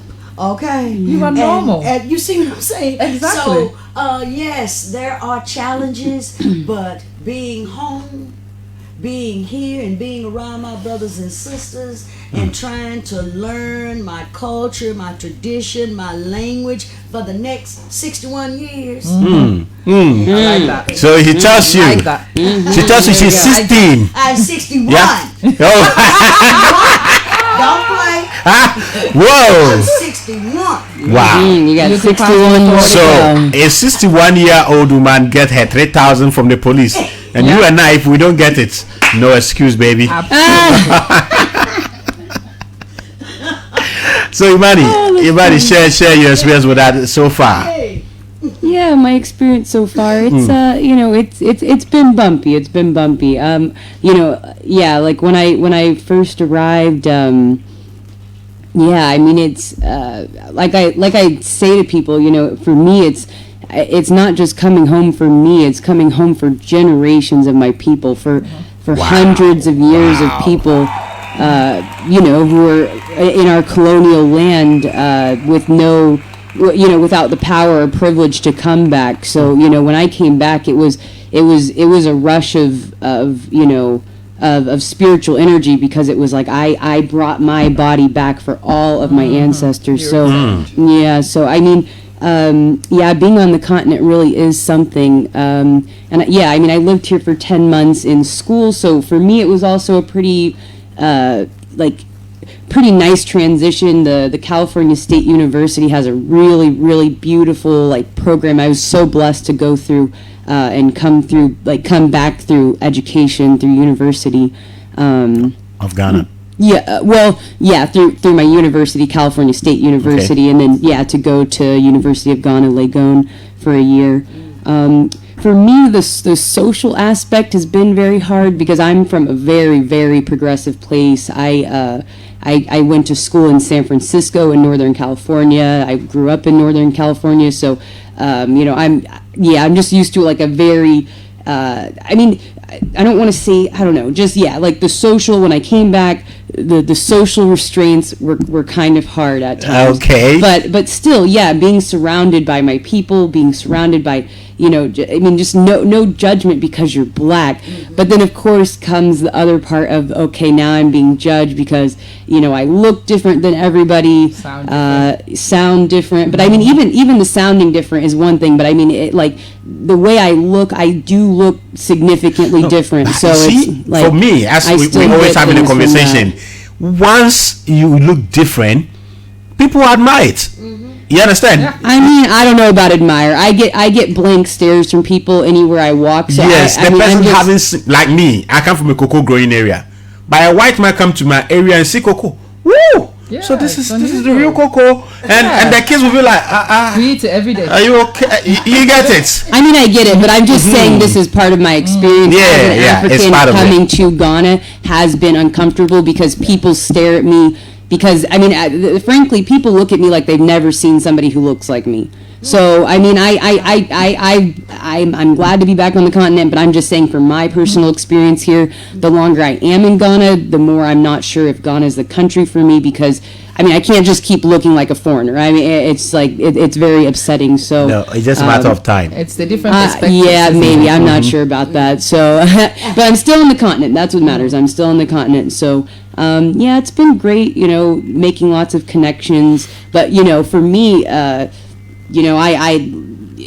of course the tribalism is an issue. But at the same time, I have no tribe, I have no language, I have no culture, I have no tradition. So for me, it's like, I love Ghana, and Ghana will always be the first country I came to, but frankly, I can go anywhere. Anywhere, and it's like, I'm an African, so I don't have that same connection, luckily, because, I mean, the more I hear that I look freaking East African, I'm like, oh man, I really don't want to go there because most of our people were taken from West Africa, but I literally cannot keep being looked at the way I'm looked at here. So, please come walk on the street with me. Like, people have started to see it. My friends have started to see it, and they really react because people will stare at me. They will turn back and continue to keep looking at me. So let me come in here. If I'm comes in. Yeah.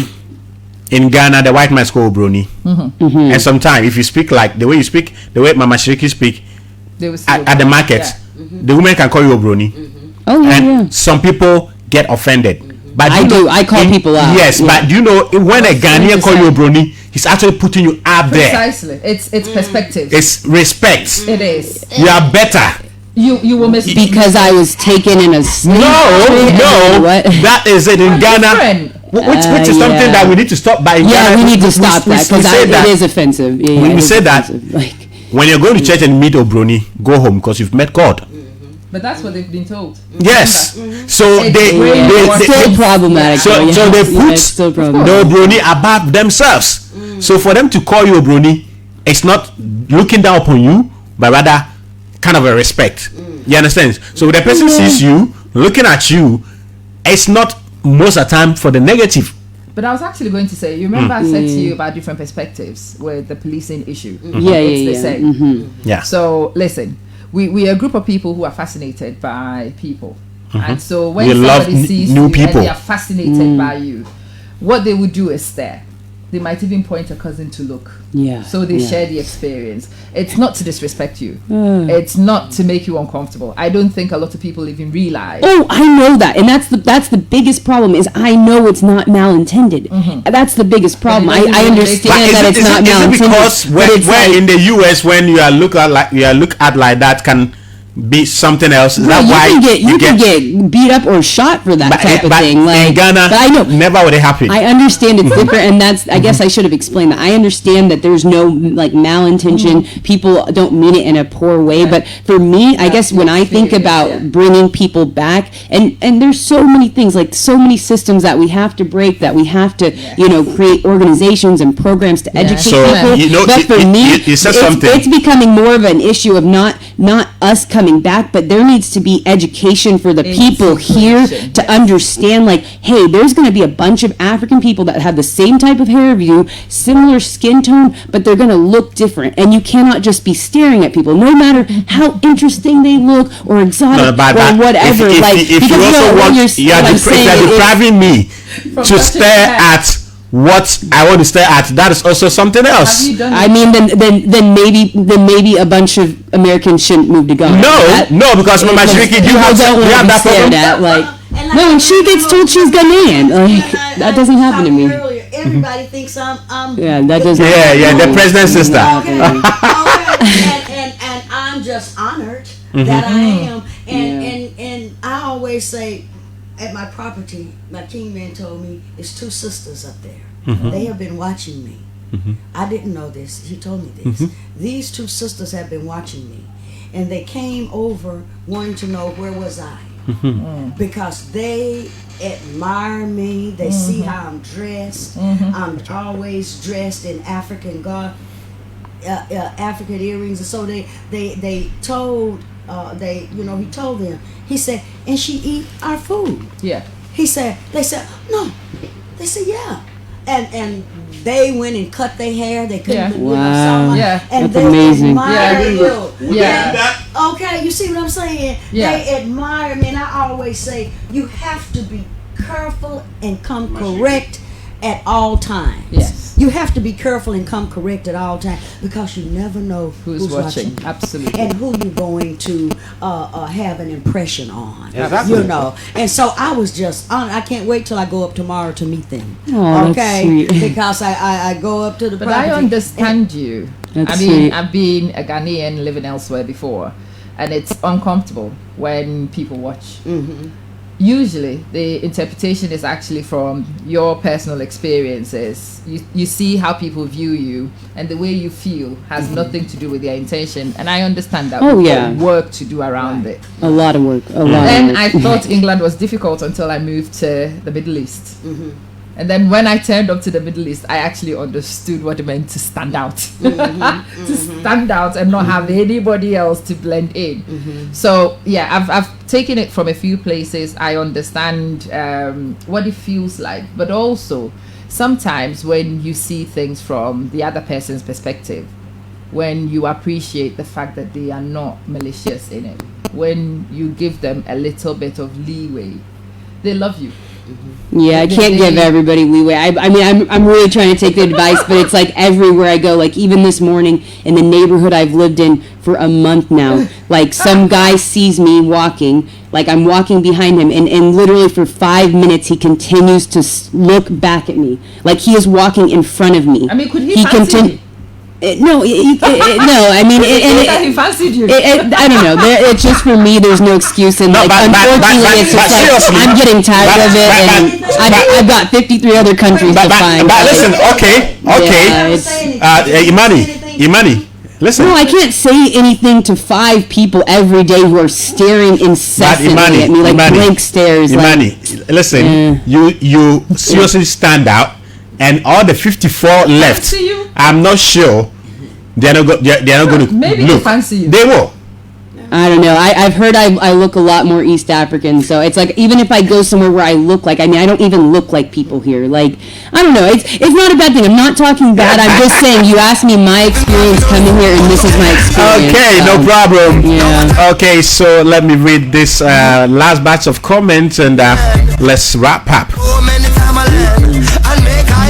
Okay, so Melissa practices how is it with an American finding work in Ghana, and I've had a drone business in the US. How can I bring that to Ghana? Okay, so Melissa, let's link up after the show. Okay. Yes, last year I had to buy drones for a couple of people from the Western region. Yeah, so let's link up. Yes. This one says that I'm calling. That is what's the name? Shanky Abubakar said, I'm calling you. Tell Shanky. Did he want to contribute to the program, or did he want to speak to me? I think so. Yes, and it says it really pains me. I want to share something, but I don't have direct call. Okay, maybe you can call. This is my phone. If you call the WhatsApp line, it will be something else. Okay, and Manson Abrampa says the calling of Obroni happens to my wife when she was admitted at the hospital.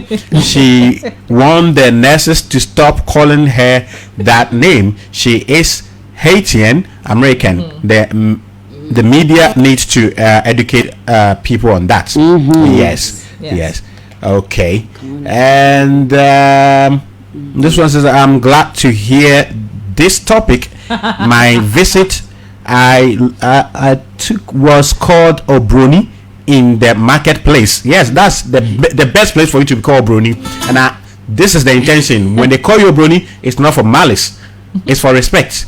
And also to extort some more money sometimes. Exactly. But I think I need to adjust ourselves. And Malice, this is what this program, the Diaspora Dialogue, is for.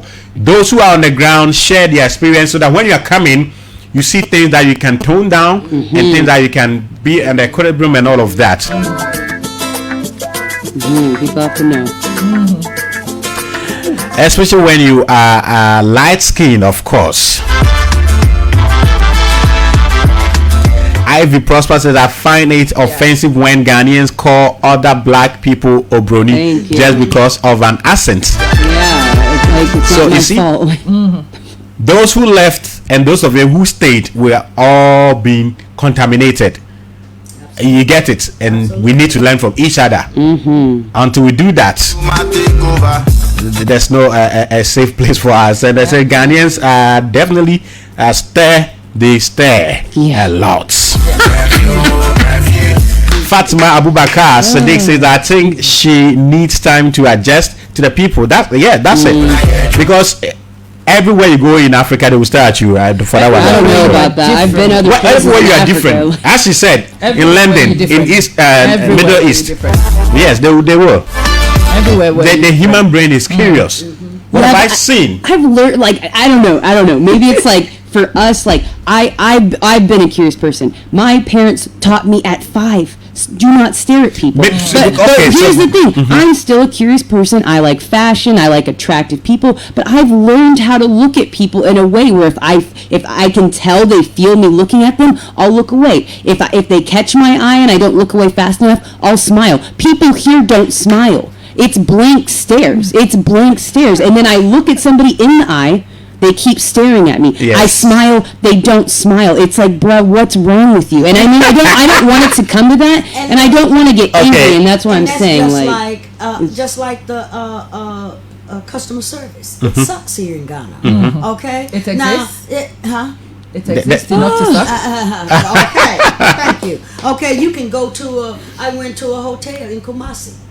Okay, I walk in. The receptionist is there. She's standing there looking at me. And I stood there and looked at her. Yeah, customer. This is the name. This is what I'm asking. Let me tell you the local name for customer care. Wait a minute. And she just stood there and looked at me, and I said, "Baby," I said, "Do you greet your customers?" And then finally she said, "Oh, madame, how are you?" I said, "That's what you're supposed to say when I walked in the And thank you for challenging. And see, but this is what we have to do. This thank is what you I'm for saying. Exactly. I'm coming here to spend money with you. How you not gonna welcome me when I come through the door? Listen, okay. I mean, she got her uniform, and that's this is it. Sometimes you've got to listen to a story from. She got a uniform. She turned up. She says, "I want a job." She got a uniform, and she stood there. So you assume that because she's actually at the hotel, she's received training like other people do elsewhere. No. And because we have the same name as hotels you see elsewhere, you expect that they will run the same way here. No. The understanding is completely different. So I go to places and I stay in a hotel and it will be filthy. And I will pull the manager himself and take them to my hotel room and show them what I see. You've got to challenge. Like I said, we are at the very beginning of a process. It is nowhere near a finished product. And just like when I got good customer service, I called the manager. Please. And I told the manager, and highlight I said, this has been the best customer service that I have received since I've been in Ghana. There we go. I said, and I want you to know that this was the best customer service. They took us to our room. Yeah. They came back later after they brought us our drinks and stuff and came back later, is there anything else that you need? They kept coming back. You don't ever see that in restaurants and stuff where the waitress come back and see if you need anything else. Okay, and so at this resort, that was the best customer service I've had. We're still working on it. Wow! And every time you go to a facility, and I've made it my life mission when I see people and they're not delivering standards. because they are my brothers, I'll pull them That's to one right. side and I'll Absolutely. explain. Listen, bro, this is not working for That's all of right. us. This is going to make it difficult for people to come, and it's the same way. They are your brothers and sisters That's as right. well. That's So right. just as I feel empowered enough That's right. to correct, That's right. I would like you to feel empowered Right. enough That's to right. challenge and correct. And teaching Somebody all. stares, you go, yo, that's rude. That's rude. That is rude. Absolutely. And if you do that to people a few times, it will have an impact. My kids do that the same thing. People are like, hey, are you from? He says, I'm Ghanaian. You don't have to sound a particular way to be Ghanaian. That's right. And because he does that to people, and he does it even to adults. Good. And That's because right. he does that over time, my network for sure have become a little bit more accepting of him. He doesn't feel the same challenges that he did feel before, and he fits in a little because he's carving his own niche. And that's what you've got to do. Somebody stares, you go, yo, you have a problem, speak. You don't have a problem. Well, you fancy me, speak. You have a mouth. It's for speaking. All right. This time, let me read my messages. Okay, Melissa says that yes, and my eyes are light, and when I speak in the market, they change the price of goods to higher prices. Yes, and I fight them all the time. Please do. And I remember at the VIP station, I was going to Kumasi, and I was buying Vortic, the bigger one. Now even the bigger one is 250 pesos, and this is about 4 years ago. This woman says 35. So this is my first response. I said, Madam, you're a thief. Then another person was like, oh, Abrantia, why? I said, she's a thief. 5 people, everybody asked me why. I said, this woman is a thief. This woman is a thief. I said that continuously, and then I was like, she wants to sell this to me at 350 pesos. You understand? So sometimes just confront and Please do. the right thing, because Yes. we come in, you come in, we welcoming you. There's a job for all of us to do. It's a partnership. And yeah. I really admire Mama Shiriki, Dr. Kanida, for going. Dr. Kanida will be on Trotro. Somebody stand up to preach, and she will put the Ghana Constitution and say, "Hey, according to the Ghana Constitution, this is against the Public Order Act or law." And sometimes they drop her from the Trotro. But you've made your point. The next day she will make it again. You've made your point. You understand? So We want to we are make it all here better. to fix it, That's it. make it a better place. That's the only way. Melissa Park says that I'm a Mason, but it's okay. I've adjusted to Ghana. I don't mind. Oh, now you have to write down. And British man says that welcome to Ghana. And Ivy Prosper said, I think the concept of calling diaspora people Obroni is respect, shows the lack of understanding as the people and the colonial. Yeah. there. For me, I know Of course. what it means. Akwasi Abroni, Akwasi the wicked man. I know. Yeah, but our people, But we've some never of them. explained how many Ghanaians understand where the Obroni comes from. Exactly. Obroni. Abroni. And we need to actually start from the lingua. Exactly. Our people were funny people. Most people see Ghanaians and they assume we are very docile and we're very meek. That is just a front. We are not half as docile as people think. They called him Abroni. It was telling his brother, this is the wicked one. Yeah. But they said so with a smile. So the fool thought we worshipped him. Yes. We told him that we were worshipping We him. know who you are. Exactly. You've got to Akwasi, that's a understand. Sunday bomb, a wicked Sunday bomb. It was our way of calling him the devil, but he never knew. He thought we were worshipping him because we had this fake meekness, and you have to. A lot of us have bought into that too. If you understand the name and where it comes from, you will understand. I when I take people on tours, I explain the rebellion. People from the diaspora come sometimes. My friends will say to you, "You are the ones who sold us out." I'm like, no. The oppressor told you we sold you out. You need to come and let us tell you our story. I want to show you the battle scars. I want you to see the subtle ways our people fought. The word Obroni was one. We insulted him in his face, and he had no idea. He thought we worshipped him. We really need to talk about a lot of things. We have a lot to explain. Yeah. We do. Okay, let me finish my message and come for your final words, and we go. The issue is that Ghana has outgrown the infrastructure, and the people are not prepared for the influx. Nobody prepared from inside and from foreigners, so they are thrown into jobs and things not prepared. Nobody tells them the strategy. And, I mean, the year of return is one of them. Exactly. I'm one of the advocates of the year of return. It took me 4 months of frustratingly trying to get information.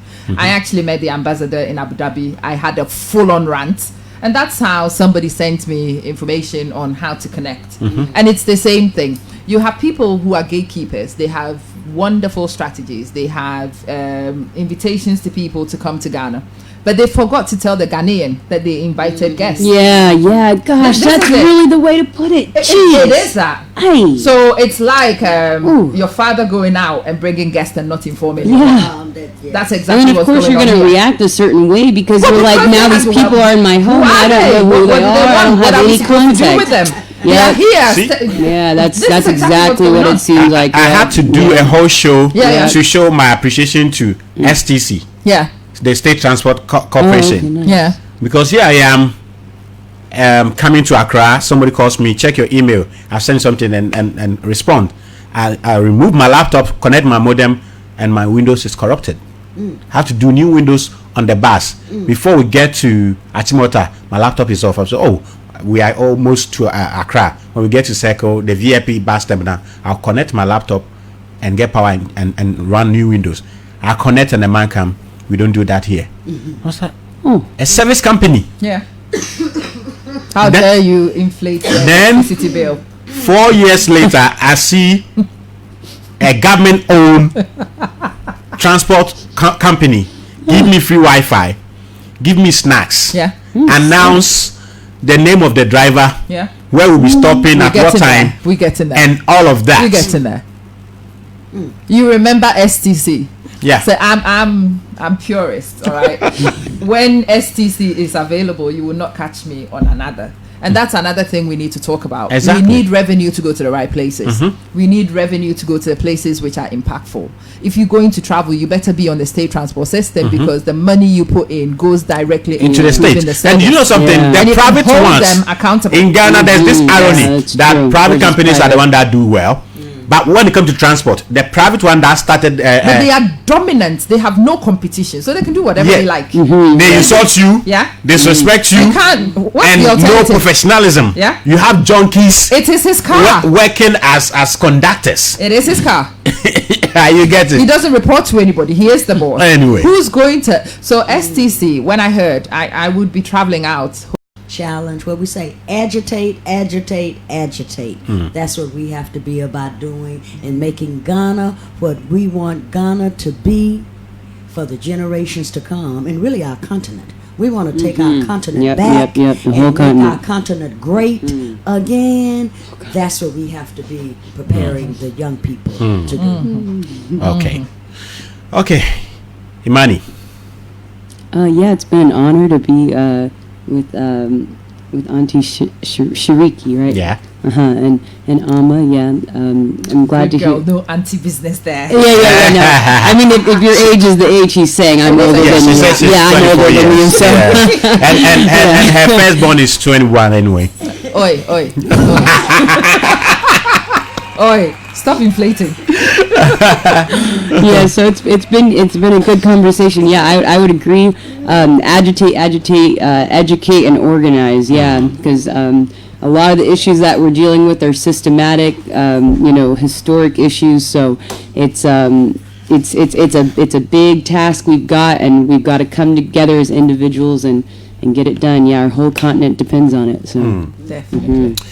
All right, Stammer. Wrap up on the Bola thing and let's go. So when you see a weakness, identify it, own it, highlight it, and fix it. I don't want it to just be complaining. Okay. We are very good at it. We identify problems and we can highlight problems, especially on social media. That's another thing I want to talk to Ghanaians about. Listen, since I don't know who else has tried to find faults from the US media making its way on social media, where it is uncensored for absolutely anybody to access. How many problems have you seen from China in social media? How many problems have you seen in England from social media?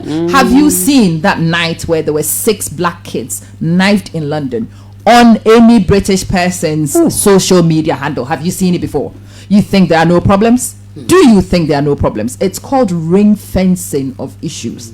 I'm not asking you not to highlight it, but learn to ring fence. And let's highlight the good ones it most. to the people who will fix it. Tell me in my local language and let's fix it.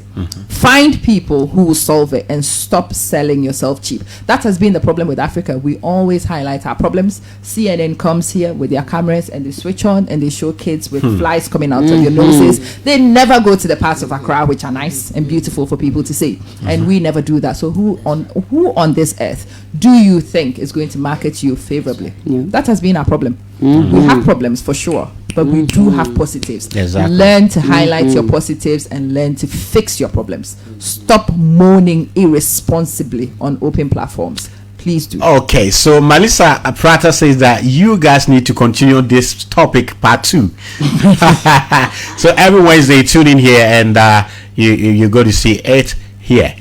And this time I put your number there. People who want to come on board, want to buy more plastic and also distribute in their community and all of that, maybe can contact you. Okay, so WhatsApp is a UK number, so +44 if you're not in England. 7947225503. I keep that number so it avoids confusion. There's only one WhatsApp number for me. And if you want to ring me directly in Ghana, it's so 00233, the area code 547789577. And what I want is for you to ring me in the morning and encourage me. I'ma keep going. I know it's still at 100. One day it will get to 101. So the GoFundMe link, where can they find it? I will send you. It's on my page. I've shared it to Big Scouts and the platforms I manage. I will send it to you, Kwabena, so you can put it on your networks. All right. Please share it to your networks. Those of you who fundraise, you work with NGOs, you work with benevolent individuals. I really don't care. It might be rich uncles who are not benevolent yet. Speak to them about the gutter being his problem. Tell him when it floods, it's coming to his home. Tell him he's not doing me a favor, he's doing us a favor. We are helping each other. And I want us to understand that. All right. Thank you very much, Sister Amma Mason. Thank you very much, Imani C. Davis and Mama Shiriki, the fighter, the warrior. You know, I appreciate you a lot. I appreciate you because you look at you. Yeah. She's been learning her tree since. Good stuff. What time is it? 11:34. Machi. Yes. Hey, look at you. Okay. So that is that. The show is out there. Please share. Everyone that is on, do share, and let's go viral. This is important for the black community. Let us know about ourselves and how we can solve our own problems, because nobody will do that for us. This is XliveAfrica, Ghana's biggest online radio station.